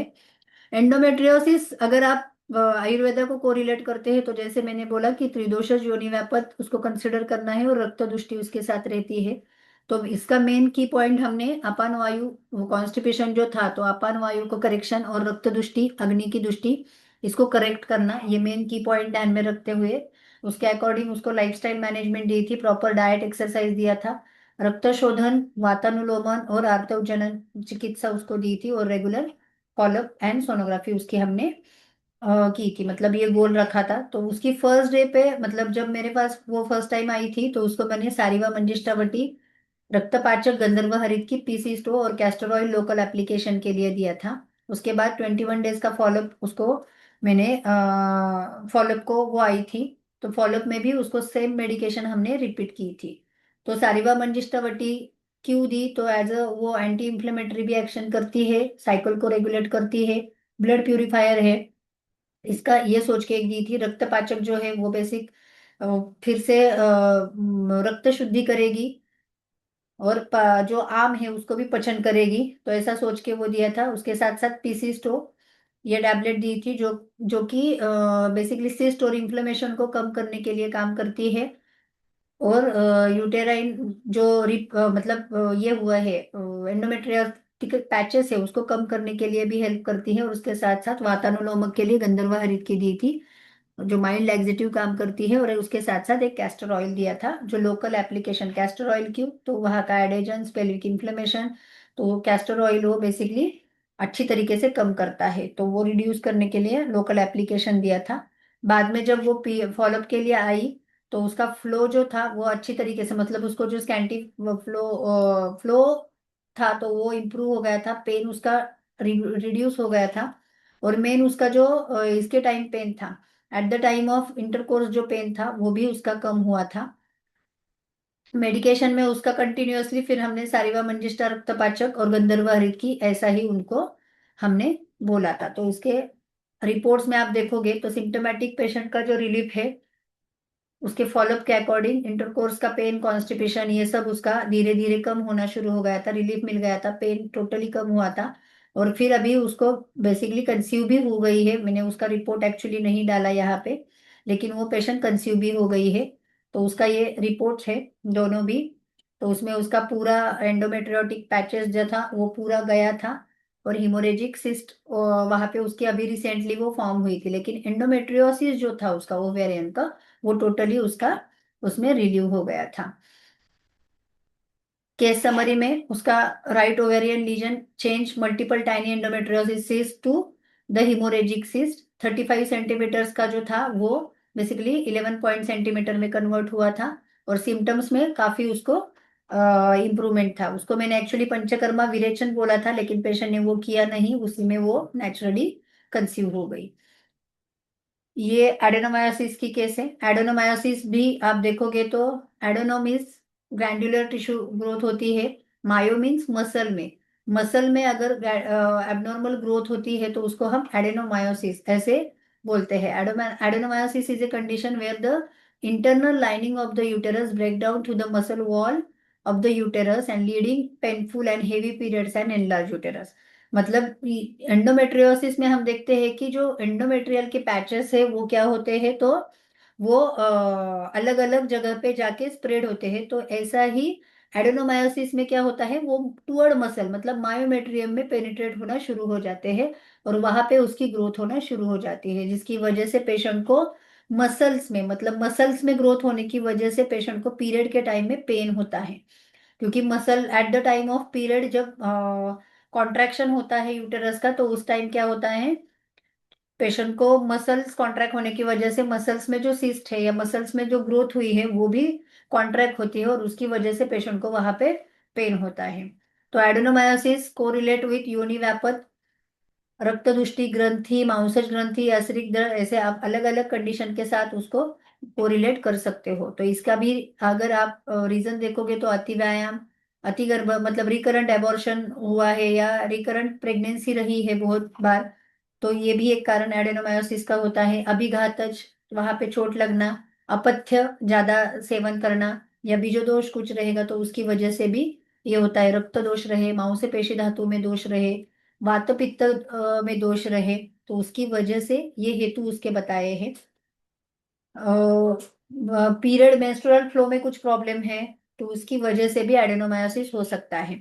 उसके लक्षण में आप देखोगे तो पीरियड के टाइम अत्यधिक ब्लड होना, ब्लीडिंग होना, उसके साथ साथ पेन होना। एडेनोमायोसिस और एंडोमेट्रियोसिस में सबसे मेन डिफरेंस यही है कि एंडोमेट्रियोसिस का जो पेन होता है वो कंपैरेटिवली कम होता है। एडेनोमायोसिस में जो पेन होता है वो at the time of period बहुत सीवियर पेन होता है due to muscle contraction. Pelvic region में स्वेलिंग होती है। पीरियड इरेगुलरिटी एडेनोमायोसिस में ज्यादा देखने को मिलती है, और वहां पे जो पीरियड का फ्लो होता है वो भी हेवी होता है। पीरियड प्रेगनेंसी रहने में इसमें बहुत ज्यादा प्रॉब्लम होती है। और टेंडरनेस जो होता है पेल्विक रीजन में प्रेस करने से भी पेशेंट को पेन होता है, तो पेल्विक टेंडरनेस वहां पे ज्यादा होता है। उसके साथ साथ उसको वीकनेस होता है, और जैसे क्लॉट होते हैं वो ज्यादा देखने को मिलते हैं। तो इसमें ग्रंथि में सबसे स्तन ग्रंथि ये मेन कभी कभी देखने को मिलता है। वहां पे आश्रयश्री वेदना ज्यादा होती है। वहां पे वृद्धि जो होती है वो ज्यादा देखने को मिलती है। तो वो किस दोषों की वजह से देखने को मिलेगी, यहाँ पे वो चार्ट दिया है। अगर पेशेंट को पेनलेस सिर्फ फॉर्म है, ग्रंथि है, तो वो कफक आधिक्य वहां पे ज्यादा है। पेशेंट को वहां पे टेंडरनेस है, पेन है, तो वो वात की वजह से है। वहां पे स्पर्श सत्व है तो वो डिस्कम्फर्ट है, स्पर्शा सत्व है। कभी कभी पेशेंट को वहां पे थोड़ा सा हीट फील होता है तो वो वात पित्त की वजह से होता है। और वहां पे अगर ग्रोथ है सिर्फ तो वो कफ की वजह से हो सकती है। अचल है मतलब वो अगर इमूवेबल है तो वो वात कफ की वजह से होता है। वहां पे वो स्मूथ इन टच है तो वो कफ की वजह से है। अग्निमांद्य रहेगा ज्यादा तो वो कफ की वजह से है। हार्मोनल दृष्टि है ज्यादा है, इमेंसिस में इरेगुलरिटी है तो वो त्रिदोषों की वजह से है। तो इसके अकॉर्डिंग हमें ये समझना है। वात और पित्त दोष ये मेन ज्यादा वाइटेशंस होता है, और उसमें अपान वात तो रिस्पॉन्सिबल है ही, क्योंकि अपान की वजह से ही ये सब विमार्ग गमन होता है। रक्त दुष्टि जो कि इसमें ज्यादा देखने को मिलती है, मांस दुष्टि ज्यादा होती है क्योंकि वो मस्क्यूलर टिश्यूज में ग्रो होता है, इसकी वजह से इसमें मांस धातु ज्यादा इन्वॉल्वमेंट होती है। आवरण जो है, जो जिसमें अपानवात में कफ और पित्त का आवरण होता है, और फॉर्मेशन ऑफ ग्रंथि, वहां पे ट्यूमर फॉर्मेशन होता है। यहाँ पे हम एक वीडियो देखेंगे तो इसको आपको पता चलेगा कि नॉर्मल फिजियोलॉजी में वो किस तरीके से एडेनोमायोसिस ग्रो होता है।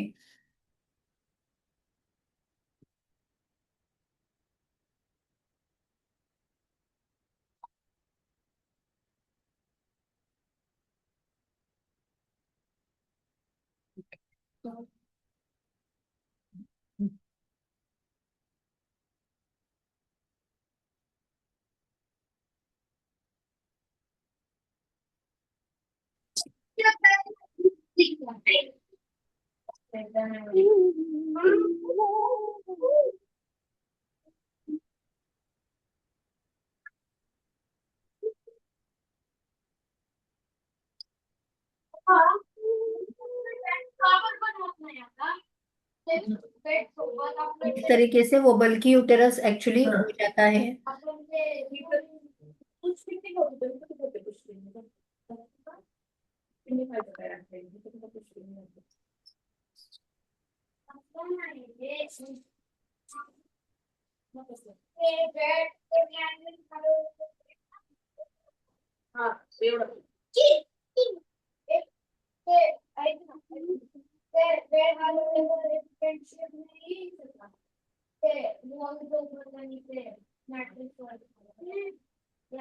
वो मसल वॉल की इन्वॉल्वमेंट कितनी है उसके अकॉर्डिंग उसके स्टेजेस होते हैं, मतलब वो इन्वॉल्वमेंट उसकी जितनी रहेगी ओवरऑल ये होगा तो फोर्थ स्टेज उसको कंसिडर किया जाता है। तो मेन यही असंतुलित आहार शैली, रक्त दोष की दृष्टि, धातु दृष्टि, इसकी वजह से एंडोमेट्रियल अगर टिश्यू की ग्रोथ है तो उसकी वजह से भी एडेनोमायोसिस होता है। तो इसको मेन पंचकर्म से क्लीनिंग करना, वात पित्त कफ दोषों का शमन करना, रक्तस्राव को नियंत्रित करना, पेन कम करने के लिए उसको मेडिकेशन देना, मेंटल स्ट्रेस अगर कुछ रहेगा, तनाव है तो वो कम करने के लिए उसको उसके अकॉर्डिंग डाइट एक्सरसाइज हमें देना है। और उसके साथ साथ बाकी उसके सेल्फ जो ये होती है केयर होती है वो पेशेंट को करने के लिए बोलना है। तो पंचकर्मा में वमन या विरेचन जैसे पंचकर्मा हम कर सकते हैं। इसमें भी हमें दोषों की इन्वॉल्वमेंट कौन सी है पहले ये देखना है, उसके अकॉर्डिंग डिसाइड करना है। आता विरेचन विरेचन जो पंचकर्म होता है, बघू शकतो आणि तू म्हणता तर नाही इसका Just a ये minute. और है माइक वात आणि please unmute yourself also. Sorry, because I have muted everyone.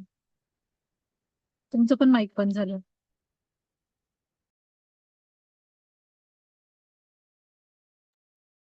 Hello ma'am, तुमचं पण माईक म्यूट झालं आहे, तुम्हाला स्टार्ट करायला लागेल.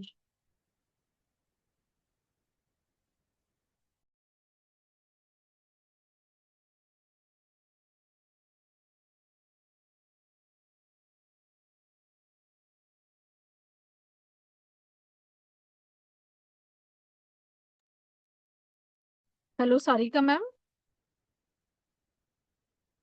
Your mic is mute ma'am.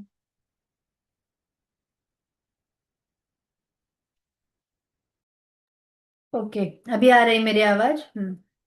हाँ मैम, आप जब मैंने सबको म्यूट किया ना तो आपका भी माइक म्यूट हुआ था, ओके ओके ओके तो ओके, आप रिपीट कीजिए 2 मिनट्स यस यस वाला. ओके। पंचकर्मा में जैसे मैंने बोला दोषों के अकॉर्डिंग हमें डिसाइड करना है कौन सा कर्म करना है, लेकिन विरेचन पंचकर्म आइडियली ज्यादा अच्छा काम करता है क्योंकि वो पित्त के ऊपर भी काम करता है, वात के ऊपर भी काम करता है। तो विरेचन पंचकर्म ज्यादा सजेस्टेड रहेगा क्योंकि हम इसमें जो घी देते हैं मात्रा बढ़ा के वो और ज्यादा इन्फ्लेमेशन कम करने के लिए हेल्प करता है, और जो बल्कि यूटेरस हुआ है ड्यू टू एडेनोमायोसिस वो भी कम करने के लिए अच्छा हेल्प करता है। उसके साथ साथ वात और पित्त का शमन करे ऐसे द्रव्य हमें देने हैं।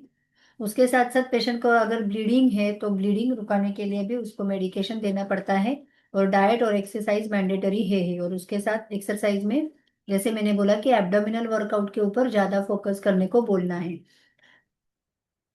सेल्फ सेल्फ केयर में नींद प्रॉपर लेने को बोलना है। जितना प्रॉपर रात की नींद होगी, रात का जागरण उनका टल जाएगा, उतना अच्छा है। और पॉजिटिव थिंकिंग के बारे में उनको हमें बार बार काउंसलिंग करना पड़ता है, क्योंकि इसमें बहुत बार पेशेंट के वो कॉम्प्लिकेशंस देख के पेशेंट कभी कभी घबरा जाते हैं कि उनको लगता है कि उसको ट्रीटमेंट ही नहीं है। बहुत बार ऐसे भी पेशेंट होते हैं कि ऑपरेट करते हैं, लेकिन ऑपरेट करके भी फिर उनको ऐसे प्रॉब्लम्स होते हैं। आज ही मेरे पास सुबह एक केस आई थी, एंडोमेट्रियोसिस उसको था, लेकिन वो एंडोमेट्रियोमा का उन्होंने अप्रोच किया, ऑपरेट किया था, लेकिन फिर से उसको हुआ। उसके साथ साथ इतना वो फैल गया था कि लेफ्ट ओवरी अभी उसकी विजिबल ही नहीं है, लेकिन वो इतना, और उसके साथ साथ उसको कंसीव भी करना था। तो सब ये जो होते हैं तो पेशेंट बहुत डिप्रेशन में चले जाते हैं, इसीलिए हमें पेशेंट को बार बार पॉजिटिव काउंसलिंग जो है वो करना पड़ता है। उनको इसकी दिशा अगर आप अच्छी तरीके से समझाते हैं तो बहुत अच्छी तरीके से पेशेंट को हम इससे बाहर निकाल सकते हैं। लेकिन उसको सबसे इम्पोर्टेंट पेशेंट के एफर्ट्स होते हैं, और वही एफर्ट्स उनको किस तरीके से लाना है वो हमें बार बार काउंसलिंग से उनको बताना पड़ता है। ये एक केस है एडेनोमायोसिस और एंडोमेट्रियोसिस की। ये पेशेंट 30 ईयर्स की लेडी थी, जिसको लोअर एब्डोमेन पेन था, pen during menstruation. First day पे बहुत इंटेंस पेन था, तो उसको फर्स्ट डे पे ऐसा होता था कि उसको एडमिट ही करना पड़ता था, इतना सीवियर पेन पेशेंट को था। इरेगुलर साइकिल थी उसकी। हिस्ट्री में एंडोमेट्रियोटिक सिस्ट ऑलरेडी थी, 2017 में वो ऑपरेट की थी। उसकी हिस्ट्री लेने के बाद पीरियड इरेगुलर, सॉरी डाइट उसका इरेगुलर था, मोशन उसको क्लियर नहीं हो रही थी, स्लीप उसकी डिस्टर्ब थी, रात को लेट स्लीप थी, रात को 1-2 बजे वो सोती थी। पीरियड का फ्लो उसका अच्छा था, 3 डेज फ्लो जाता था, लेकिन फर्स्ट डे पे इतना पेन था कि उसको एडमिट ही करना पड़ता था। इसका वो क्लिनिकल बैकग्राउंड है जिसमें आप देखोगे तो उसकी मल्टीपल टाइम सोनोग्राफी की है, तो उसमें उसकी साइज जो है 21 में एक हुई थी, 22 में हुई थी, 23 में, 23 में भी उसकी सोनोग्राफी वो एक 6-6 महीने के बाद वो करती रहती थी। तो उसमें लास्ट में आप देखोगे तो उसको एडेनोमायोसिस था, और लेफ्ट ओवेरी में एंडोमेट्रियोटिक सिस्ट जो थी वो उसमें इस रिपोर्ट में हमें देखने को मिल रही है। ये इसका 2023 का रिपोर्ट था, जिसमें उसको लेफ्ट पोस्टीरियर लैटरल एडेनोमायोसिस था। उसको 3 पोल इकोस था वहां पे, एक 33 mm का, एक 22 mm का, और एक 21 mm का। और राइट ओवरी जो थी वो पार्शियली कोलैप्स हुई थी। लेफ्ट ओवरी में एंडोमेट्रियोटिक सिस्ट थे, और मार्कली एडेजन्स जो थे उसको पेल्विक में थे। तो ये उसके फाइंडिंग्स थे। तो according to modern adenomyosis with endometriosis, हमारी दृष्टि से वो योनि व्यापद ही है, त्रिदोषज योनि व्यापद या रक्त रक्त योनि या ग्रंथि, हम किसी को भी इसमें मिमिक कर सकते हैं, उसके अकॉर्डिंग उसके लक्षण थे। संप्राप्ति घटक में वात रक्त की दृष्टि, रस दुष्य, रस रक्त और आर्तव दुष्य है। आर्तव स्रोतस, रस वह तोतस और रक्त वह स्रोतसों की दृष्टि थी। ऐसा कंसिडर करके संघ था, ग्रंथि थी, ये सब कंसिडर करके उसको हमने ट्रीटमेंट शुरू की। ट्रीटमेंट में मेन वात रक्त का शमन करना है, अग्नि का दीपन करना है, ग्रंथि का भेदन करना है, और आर्तव स्रोत शोधन का स्रोतसों का शोधन करना है, और उसके साथ योनि शुद्धि करनी है। इस तरीके से सोच रख के कामदुदा रस उसको दिया था, जो पित्त का शमन करेगी, रक्त की शुद्धि करेगी। गंधर्व हरित की दिया था। त्रिफला गुग्गुल दिया था, जो दीपन पाचन भी करेगी, रक्त की शुद्धि भी करेगी, और वहां का इन्फ्लेमेशन जो है वो भी कम करने के लिए हेल्प करेगी। कैस्टर ऑयल लोकल एप्लीकेशन के लिए दिया था। शंखवटी जो है वो आम पाचन वातानुलोमन प्लस पेन को रिड्यूस करती है, इसीलिए शंखवटी भी उसको मैंने दिया था। ये 5 ड्रग उसको दिए थे। मेडिकेशन उसका कंटिन्यू हमने रखा था।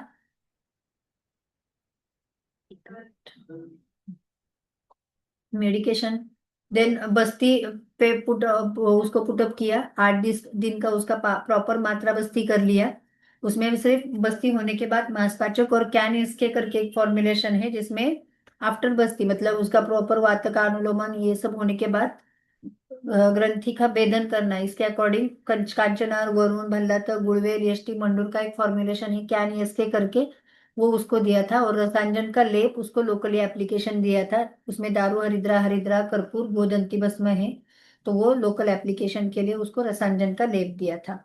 पंचकर्म जो बस्ती किया उसमें योग बस्ती किया। योग बस्ती में तेल, धन्वंतर तेल यूज किया था। वात, पित्त, कफ तीनों को कंसिडर करके 60 ml का मात्रा बस्ती, और निरूह बस्ती में एरंडमूलादि का बस्ती दिया था, जो कि आपान वायु का शमन और ग्रंथि का विश्लेषण करे, शोतहर ऐसा सोच के दिया था। नेक्स्ट प्लान उसको भी मैंने विरेचन बोला था। एरंडमूलादि बस्ती जो है वो स्रोत शुद्धि करता है, वातहर शूलहर है, श्रोणी का, आर्तोदोष का, और जो एडिजेंस है उसको कम करने के लिए हेल्प करता है। अनुवासन बस्ती में धानवंतर तेल यूज कर किया था, जो वात का बल्य है, स्नायु बल्य, गर्भाशय को बल्य काम करता है।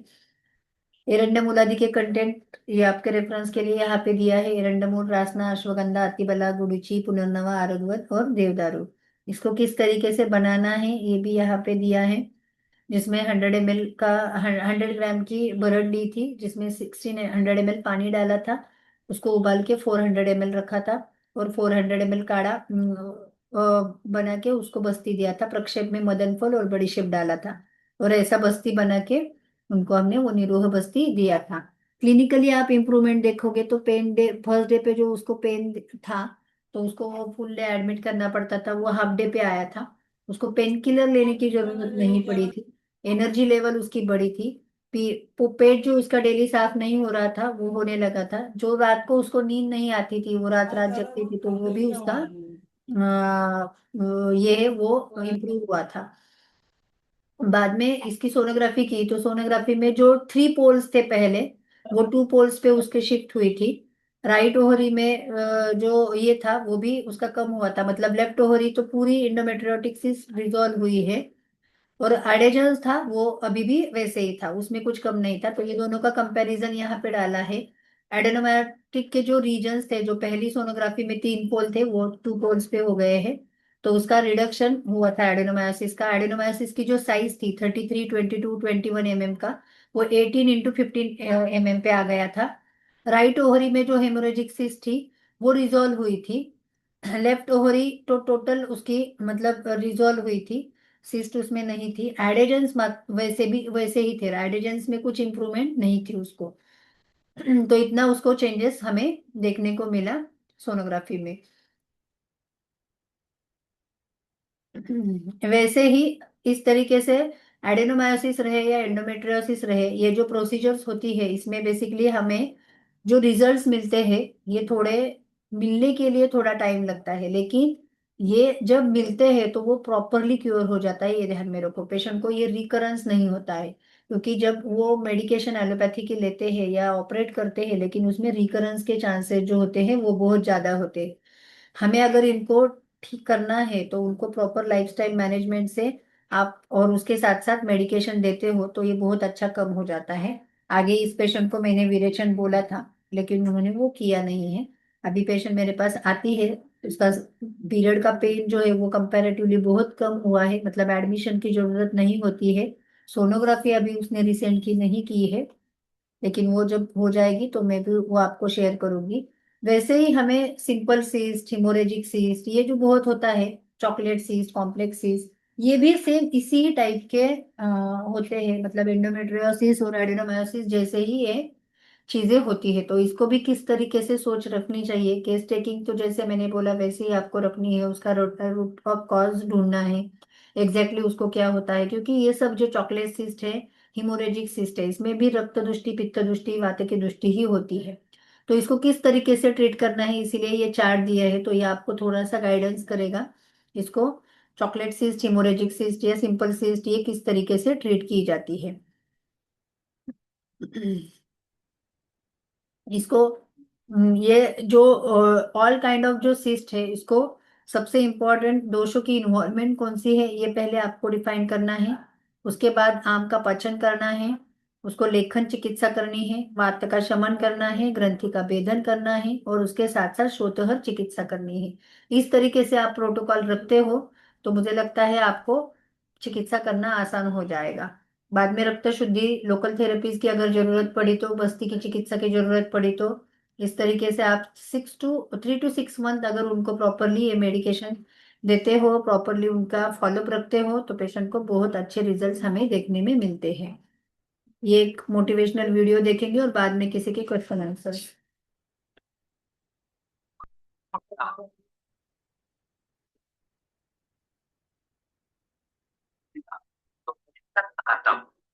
आप वैसे नहीं रही जैसे आज है, right?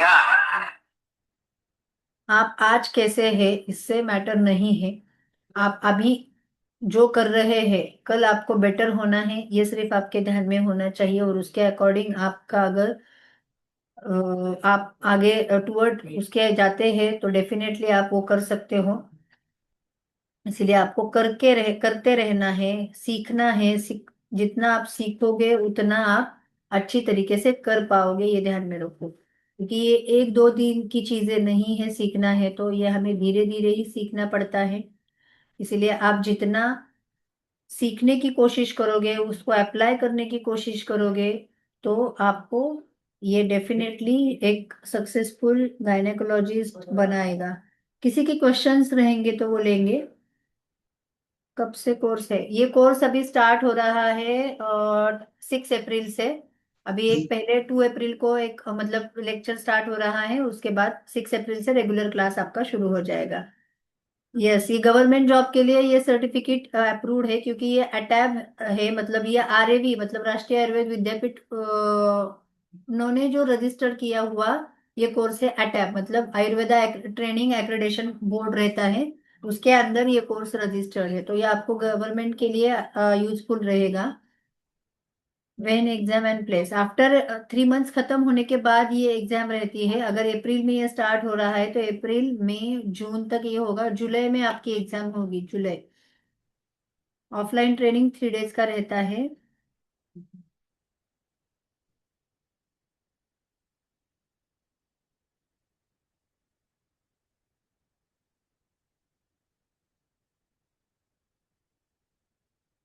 How many days per month lecture? आपके daily daily Monday to Thursday ये लेक्चर्स रहते हैं। सी सेक्शन कार में रिपीटेड पल्स डिस्चार्ज और स्मॉल एरियाज है। endometriosis, ma'am, can we treat with Ayurveda at the time 4 years of sections can finding servant? Yes, कर सकते हैं। जैसे मैंने अभी बताया उस तरीके से आप ट्रीटमेंट देना शुरू करो, डेफिनेटली वो अच्छा आप उसको कर सकते हो। रिपीटेड डिस्चार्ज अगर वहां पे हो रहा है तो गंधक द्रुति जो रहती है सी सेक्शन के स्कार पे, गंधक द्रुति का आप वहां पे लोकल एप्लीकेशन भी कर सकते हो, उससे भी बहुत अच्छा पस कम हो जाता है जो स्कार में पस रहता है वो। 4 years how to use castor oil local application. Last lecture आपने नहीं, हाँ, फर्टिलिटी मसाज जिस तरीके से करते हैं मतलब नाभि पूरन जैसे करते हैं, वैसे ऑयल आपको नेवल के ऊपर छोड़ना है और फिर सर्कुलर मोशन में 100 टाइम्स आपको नेवल की सर्कुलर टाइम वहां पे पोजीशन में घुमाना है 100 टाइम। तो इस तरीके से आप कैस्टर ऑयल का एप्लीकेशन वहां पे कर सकते हैं। टिश्यू ग्रोथ अगर कैंसर में है तो उसके अकॉर्डिंग आपको इन्वेस्टिगेशन जो है वो करना पड़ता है, उसी से आप डिसाइड कर पाओगे। अगर पेशेंट को नॉन साइक्लिक ब्लीडिंग बहुत ज्यादा है, पेन है, हेवी फ्लो है, तो उसके अकॉर्डिंग आप कैंसर से रिलेटेड इन्वेस्टिगेशन करके ये ग्रोथ कैंसर है कि नहीं आप वो डायग्नोस कर सकते हो। Ma'am, in allopathy, when chocolates is diagnosed, why they stop menstrual and this for according to? नहीं, एक्चुअली वो क्या करते हैं, प्रोडक्शन रुकाते हैं। जैसे मैंने बोला कि वो मेंस्ट्रुअल साइकिल स्टॉप करते हैं। आज जो सुबह का एंडोमेट्रियो का पेशेंट आया था वो भी वैसे ही था, उसको 3 महीने डॉक्टर ने वो एलोपैथी मेडिसिन दिए थे कि उनकी पीरियड जो है वो स्टॉप हो जाए, लेकिन ये सॉल्यूशन नहीं है। आप अगर एक तरफ से उनके पीरियड स्टॉप कर रहे हो और दूसरी जगह उसको ट्रीट कर रहे हो तो ये नहीं होगा, आपको साइमल्टेनियसली ये करना पड़ेगा। इसीलिए तो मैंने बोला कि अगर एक जगह पे एक्यूमुलेशन है और एक दूसरा प्रोडक्शन है तो प्रोडक्शन को आपको क्लैरिफाई किस तरीके से करना है, डाइट और एक्सरसाइज से, और दूसरी बात जो एक्यूमुलेट हुआ है उसको निकालना है। तो ये आयुर्वेदा, अकॉर्डिंग टू आयुर्वेदा ये बिल्कुल सेफ नहीं है, क्योंकि इसको हम बेसिकली रज का अवरोध ही बोलेंगे, और रज का अवरोध जितना होगा उतने ही उसकी वात रक्त की दृष्टि और बढ़ेगी, ये ध्यान में रखो। तो इसीलिए उसको टेम्पररी पेन रिलीफ होता है पेशेंट को। जब मेंस्ट्रुअल उनके पीरियड स्टॉप किए जाते हैं तो उनको टेम्पररी रिलीफ मिलता है, लेकिन ये अकॉर्डिंग टू आयुर्वेदा बिल्कुल सेफ नहीं है। वो पेशेंट को आगे जाके डेफिनेटली तकलीफ देगा, उसको पित्त रक्त दृष्टि और बढ़ेगी, वात रक्त दृष्टि और बढ़ेगी।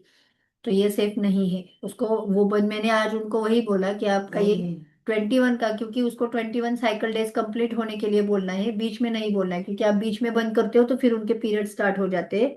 तो उनको मैंने वही बोला कि आप 21 डेज जैसे भी खत्म हो जाते हैं मेडिकेशन बंद करो, आपके पीरियड आने दो, और साइमल्टेनियसली ये डाइट एक्सरसाइज का उसको मैंने प्लान दिया है, तो ये और अपनी मेडिकेशन ये चालू रखना है, तो उससे उनका पेन रिलीफ करने के लिए अच्छा फायदा होगा।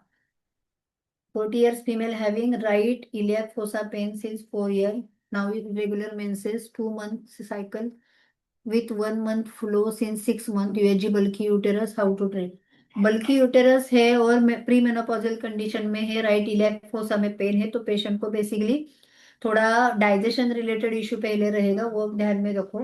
हिस्ट्री प्रॉपर ले लो, तो पहले डाइजेशन उसका करेक्ट करना है। बल्कि यूटेरस के लिए आप उसको एरेंडामोल देवदार गोक्षुर पुनर्नवा का जो फॉर्मुलेशन है वो दे दो, मतलब एरेंडामोल देवदार गोक्षुर पुनर्नवा, ये जो कंटेंट है वो सम प्रमाण में लेना है, उसको मॉर्निंग सुबह शाम देना है। क्योंकि आप अगर उसको ये करते हो, एरंडामूल देते हो, तो ये अनुलोमक वात का अनुलोमन भी करता है, वहां का बल्कीनेस है वो भी कम करने में हेल्प होता है।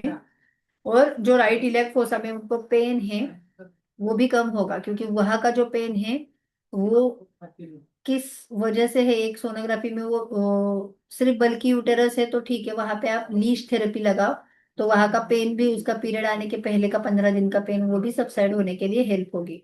और उसके साथ साथ वहां पे जैसे मैंने कैस्टर ऑयल का एप्लीकेशन दिया था वो भी आप दे सकते हो, तो उससे भी अच्छा कम होगा। लेकिन लीच लगाओ अगर पेन उसको पीरियड के बिफोर 15 डेज है तो।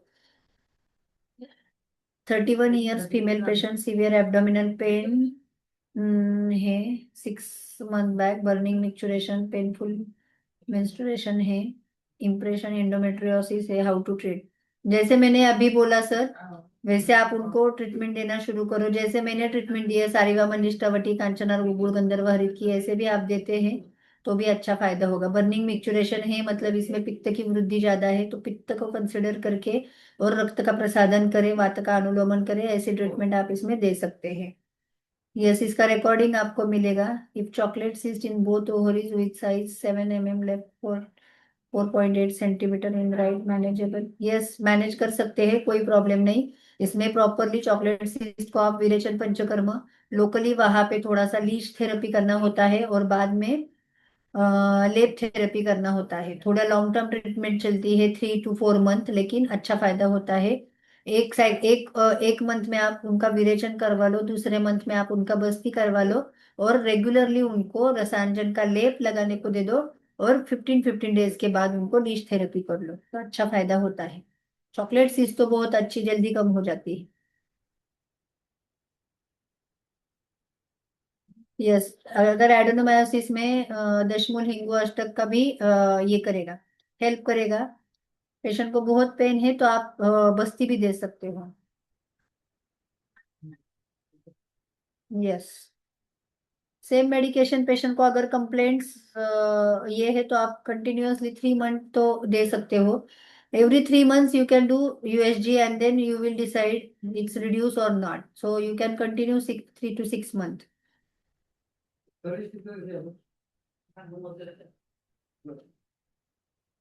ऑफलाइन एग्जाम कहाँ होगा? ये निर्विकार आयुर्वेद हॉस्पिटल पुणे में होता है ऑफलाइन एग्जाम, निर्विकार ज्ञान संकुल का जो सेंटर है वहां पे। एसओपी ऑफ एडेनोमायोसिस मैंने अभी बताया मैम, वही आप फॉलो करो, वही है। स्टेप बाय स्टेप आप जाओगे तो अच्छा फायदा होगा। Thank you. शमन चिकित्सा कौन सी डिग्री तक करना है विदाउट पंचकर्मा? आप 2nd डिग्री तक शमन चिकित्सा कर सकते हो, लेकिन 3rd और 4th रहेगा तो आपको पंचकर्मा की जरूरत होती है। पंचकर्मा से क्या होता है, बेसिक हम जल्दी थोड़ा रिजल्ट पेशेंट को दे सकते हैं, क्योंकि जो घृतपान मैंने बोला ना, विरेचन के लिए जो घृतपान देते हैं वो ड्रास्टिक रिजल्ट पेशेंट को देता है। टाइम क्या रहेगा लेक्चर का? इवनिंग टाइम रहता है, सॉरी आफ्टरनून टाइम रहेगा 2 to 3:30। उसका रिकॉर्डिंग भी आपको मिलता है, अगर आप एक दिन अटेंड नहीं कर पाओ दोपहर को तो आप इवनिंग को वो लेक्चर अटेंड कर सकते हो, नाइट को वो लेक्चर सुन सकते हो। उसकी प्रॉपर रिकॉर्डिंग और पीडीएफ जो होती है वो हम देते हैं ग्रुप पे।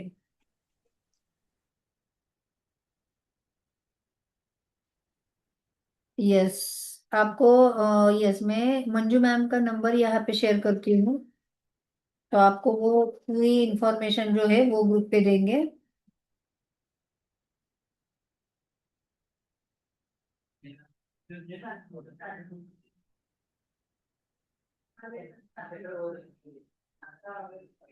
नेबुलियोसिस में क्या करी, मल्टीपल फाइब्रॉइड में क्या ट्रीटमेंट दे सकते हैं?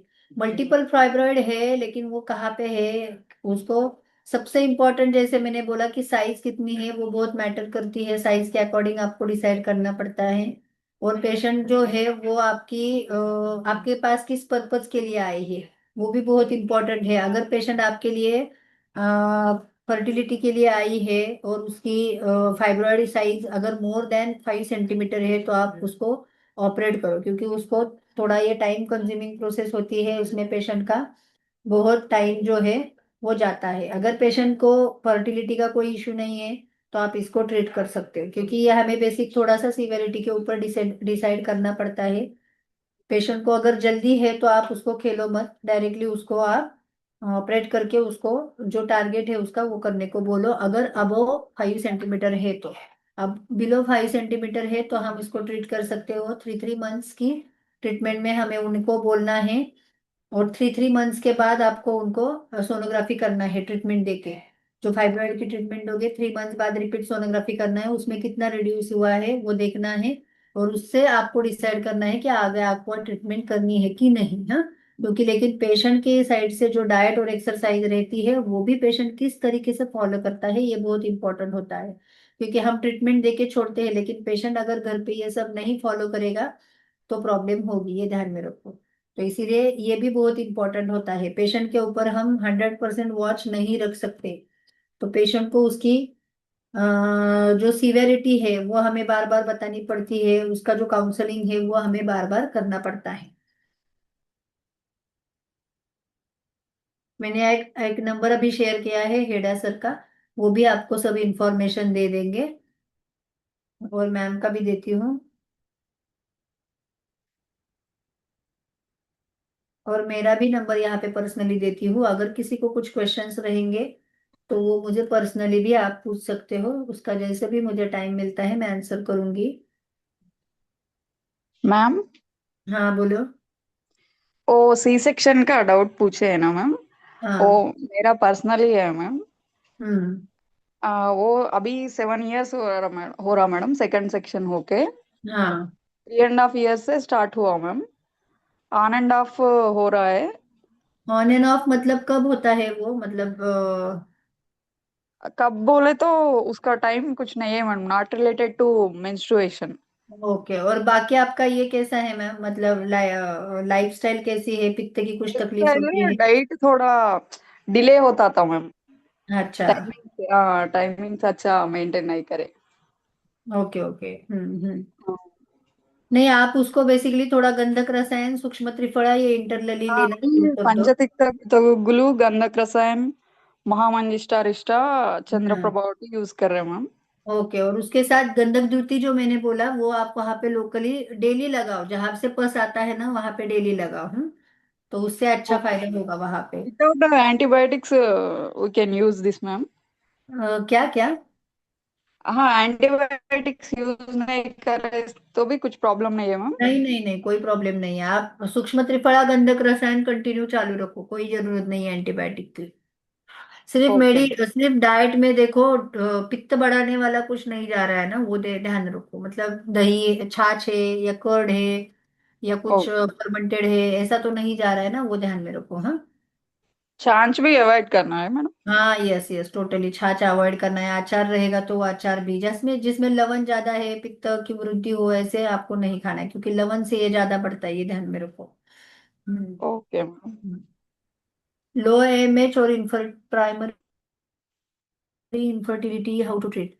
लो एमएच जो होता है वो बेसिकली हम बोलते हैं कि ओवरी जो है वो रिजर्व कर लगने की वजह से लो एमएच होता है। ये नॉर्मली अगर इसकी फिजियोलॉजी हम देखेंगे तो ये pre menopausal, sorry, menopausal stage में ये ज्यादा देखने को मिलता है।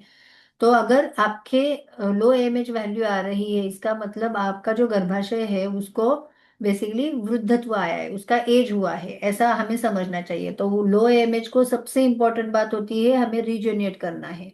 तो रीजेनरेट करने के लिए वमन पंचकर्म सबसे इंपॉर्टेंट। इसमें भी पेशेंट के ये देखना है कैसा है पहले, केस टेकिंग से पेशेंट वात वृद्धि वाला है, पित्त वृद्धि वाला है या कफ वृद्धि वाला है। लेकिन आइडियली वमन पंचकर्म या विरेचन पंचकर्म आप इसमें कर सकते हो, क्योंकि इसमें घृतपान जो है पेशेंट को ज्यादा जाना चाहिए। घृतपान ज्यादा जाता है तो बेसिक हम उसको अंदर से सेल का रिजेनेशन जो है वो अच्छी तरीके से हो जाता है, और उसके बाद फिर हमें फॉलिकुलर ग्रोथ बढ़ाने के लिए मेडिकेशन देना है, जिसमें पुष्पधनवा है, एलोस कंपाउंड है, या मधुमालिनी वसंत है, या लोकल बस्तीज रहते हैं, ये भी अच्छा काम करते हैं। जैसे भी पीरियड खत्म होते हैं तो आप वहां पे चंदनमला तेल का या शतावरी तेल का मात्रा बस्ती कंटिन्यूअसली देते हो 6 डे से लेके ओव्यूलेशन पीरियड तक, तो एएमएच वैल्यू बहुत अच्छी तरीके से इंक्रीज होती है। और पेशेंट को घृतपान भी इसके साथ आपको देना है।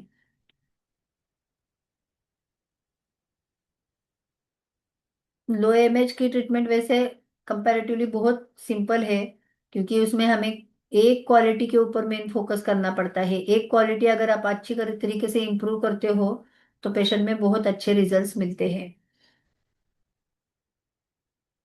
फाइब्रॉइड और ट्यूबल ब्लॉक ऑपरेट हो चुका है, पेशेंट कंसीव नहीं हो रहा है, उसका रूट कॉज क्या है वो देखना पड़ेगा। ट्यूबल ब्लॉक ऑपरेट हुआ है लेकिन क्यों कंसीव नहीं हो रहा है, पेशेंट की ओवरीज की फॉर्मेशन अच्छी तरीके से है क्या, फॉलिकुलर ग्रोथ अच्छा है क्या, ईटी अच्छी है क्या, ये सब आपको देखना पड़ेगा।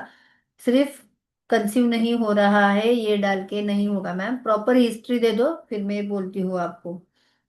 मेरा पर्सनली नंबर मैंने यहाँ पे शेयर किया है, आप मुझे पर्सनली भी कांटेक्ट कर सकते हो।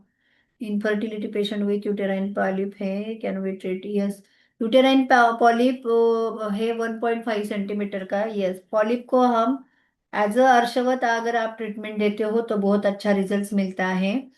क्योंकि आपको क्या करना है, यहाँ पे पॉलिप है मतलब अर्श जैसे आता है वैसे ही होता है। तो आप इस कंडीशन में हम हमारे पास एक्चुअली एक फॉर्मूला हमारा है खुद का, रक्तार्श, सुखार्श और अर्श कुठार, और उसके साथ साथ कामधुदा, ऐसा हम यूज करते हैं। तो वो बहुत अच्छा फायदा होता है यूटेराइन पॉलिप के लिए। वो आपको सिर्फ लॉन्ग टर्म थोड़ा देना पड़ता है 4 to 6 मंथ, और उसके बाद फिर पेशेंट की रिपीट सोनोग्राफी करनी पड़ती है, लेकिन वो बहुत अच्छी तरीके से कम होता है।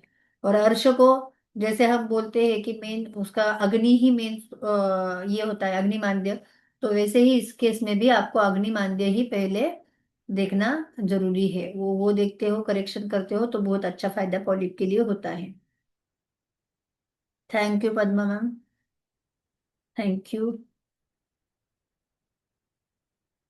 वमन के लिए आप शोधन ग्रुप मतलब तिक्तक ग्रुप से करते हो तो बहुत अच्छा फायदा होता है। वमन तिक्तक ग्रुप यूज करना है। लेफ्ट इलेक्ट फोसा में पेन फ्री फ्लूइड है, और सैक बल्कि यूटेरस है तो क्या दें? लो लीच थेरेपी करो। लीच थेरेपी अगर पेशेंट करवाता है तो बहुत अच्छा फायदा। लीच नहीं करना है तो आप वहां पे रसायन का लेप लगा सकते हो, वो भी अच्छा काम करता है। और बल्कि यूटेरस को जैसे मैंने बोला, एरंडमूल, देवदार, गोक्षुर, पुनर्नवा, ये भी बहुत अच्छा काम करता है, ये आप पेशेंट को दे सकते हो। हेलो। और किसी को कुछ क्वेश्चंस रहेंगे तो पूछो, अदरवाइज जो जिसको ये रहेगा मेरे पर्सनली भी कांटेक्ट कर सकते हो, मैं पर्सनली भी आंसर करूंगी जैसे टाइम मिलता है वैसे। ओके चलो, मैं आज का लेक्चर आपको अच्छा लगा होगा ऐसा समझती हूँ।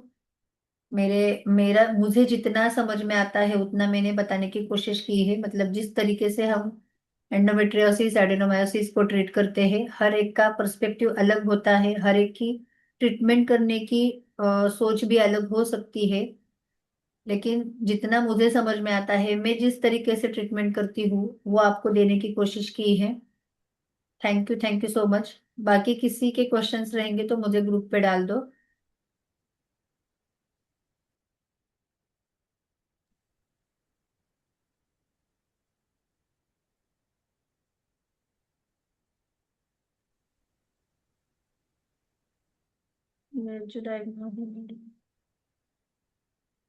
Sometimes in USG diagnosis made the adenomyosis, but the patient there is no severe dysmenorrhea. Then how to make it perfect? सिर्फ आप प्रॉपरली एडेनोमायोसिस जो चेंजेस दिख रहे हैं उसको ट्रीट करने की कोशिश करो। अगर पेशेंट को कुछ कंप्लेंट नहीं है तो आप सिर्फ नॉर्मली सादा उनको मांसपाचक और गंधर्व की ऐसा भी देते हो तो वो पैचेस कम हो जाएंगे। जरूरी नहीं, अगर उनका वात का अनुलोमन अच्छा होता होगा तो पेशेंट को डिस्मेनोरिया नहीं रहेगा। लेकिन एडेनोमेटिक पैचेस जो है वो पेशेंट कंसीव के लिए ट्राई कर रही है तो वो उसको प्रॉब्लमेटिक रहेगी। तो हमें यही सोचना है कि उसको हमें कम करना है। Madam, if polyp is outside the uterus, is hmm. it problematic for to conceive?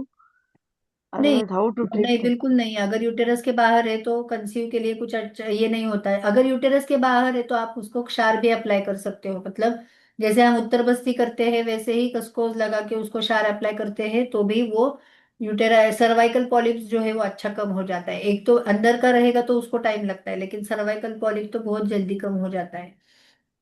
Okay, sir.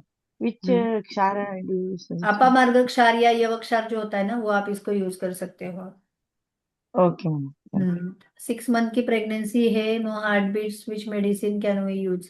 Heart beat नहीं है, लेकिन अभी इसको सबसे इम्पोर्टेंट बात है कि 6 वीक्स में एक्चुअली हार्ट बीट्स आना चाहिए। फिटल पोल यॉर्क सैक है कि नहीं ये भी आपको देखना है। अगर हार्ट बीट्स नहीं है तो उसको लाने के लिए हम काश्मीरी अधिकृत देते हैं या सीचू अनंता का क्षीरपाक देते हैं। सीतोपला चूर्ण अनंता, इसका क्षीरपाक भी बहुत अच्छा काम करता है। और उसके साथ साथ सुजात का कैप्सूल जो है वो देना है।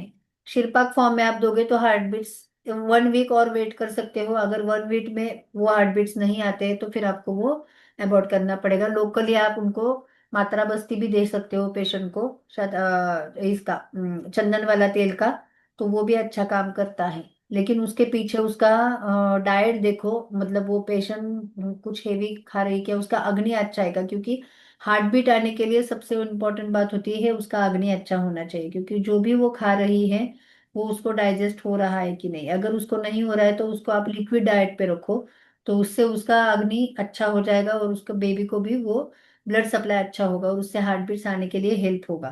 क्योंकि फर्स्ट 6 वीक्स फर्स्ट स्टेप जो होती है वो 6 वीक्स की होती है, सेकेंड स्टेप जो होती है वो 12 वीक की होती है। तो 6 वीक्स में हमें प्रिकॉशनरी डाइट जो होता है पेशेंट का वो लाइट ही रखना है। क्योंकि इम्प्लांटेशन प्रोसेस अभी बिगिनिंग में है और जो भी बेबी को ब्लड सप्लाई होता है वो माँ टूवर्ड माँ से ही होता है। तो इसीलिए हमें जितना पॉसिबल हो उतना लिक्विड डाइट पे पेशेंट को रखना है, तो वो तर्पण अच्छा हो जाता है तो अपने आप गर्भाशय का पोषण अच्छा हो जाता है, वहाँ का ब्लड फ्लो बढ़ता है और कार्डियक एक्टिविटी आने में अच्छा फायदा होता है।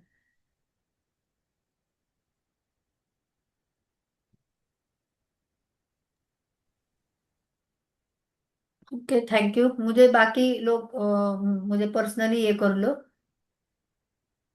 उनका मैं ये आंसर करूंगी जैसे भी टाइम मिलता है। Thank you so much.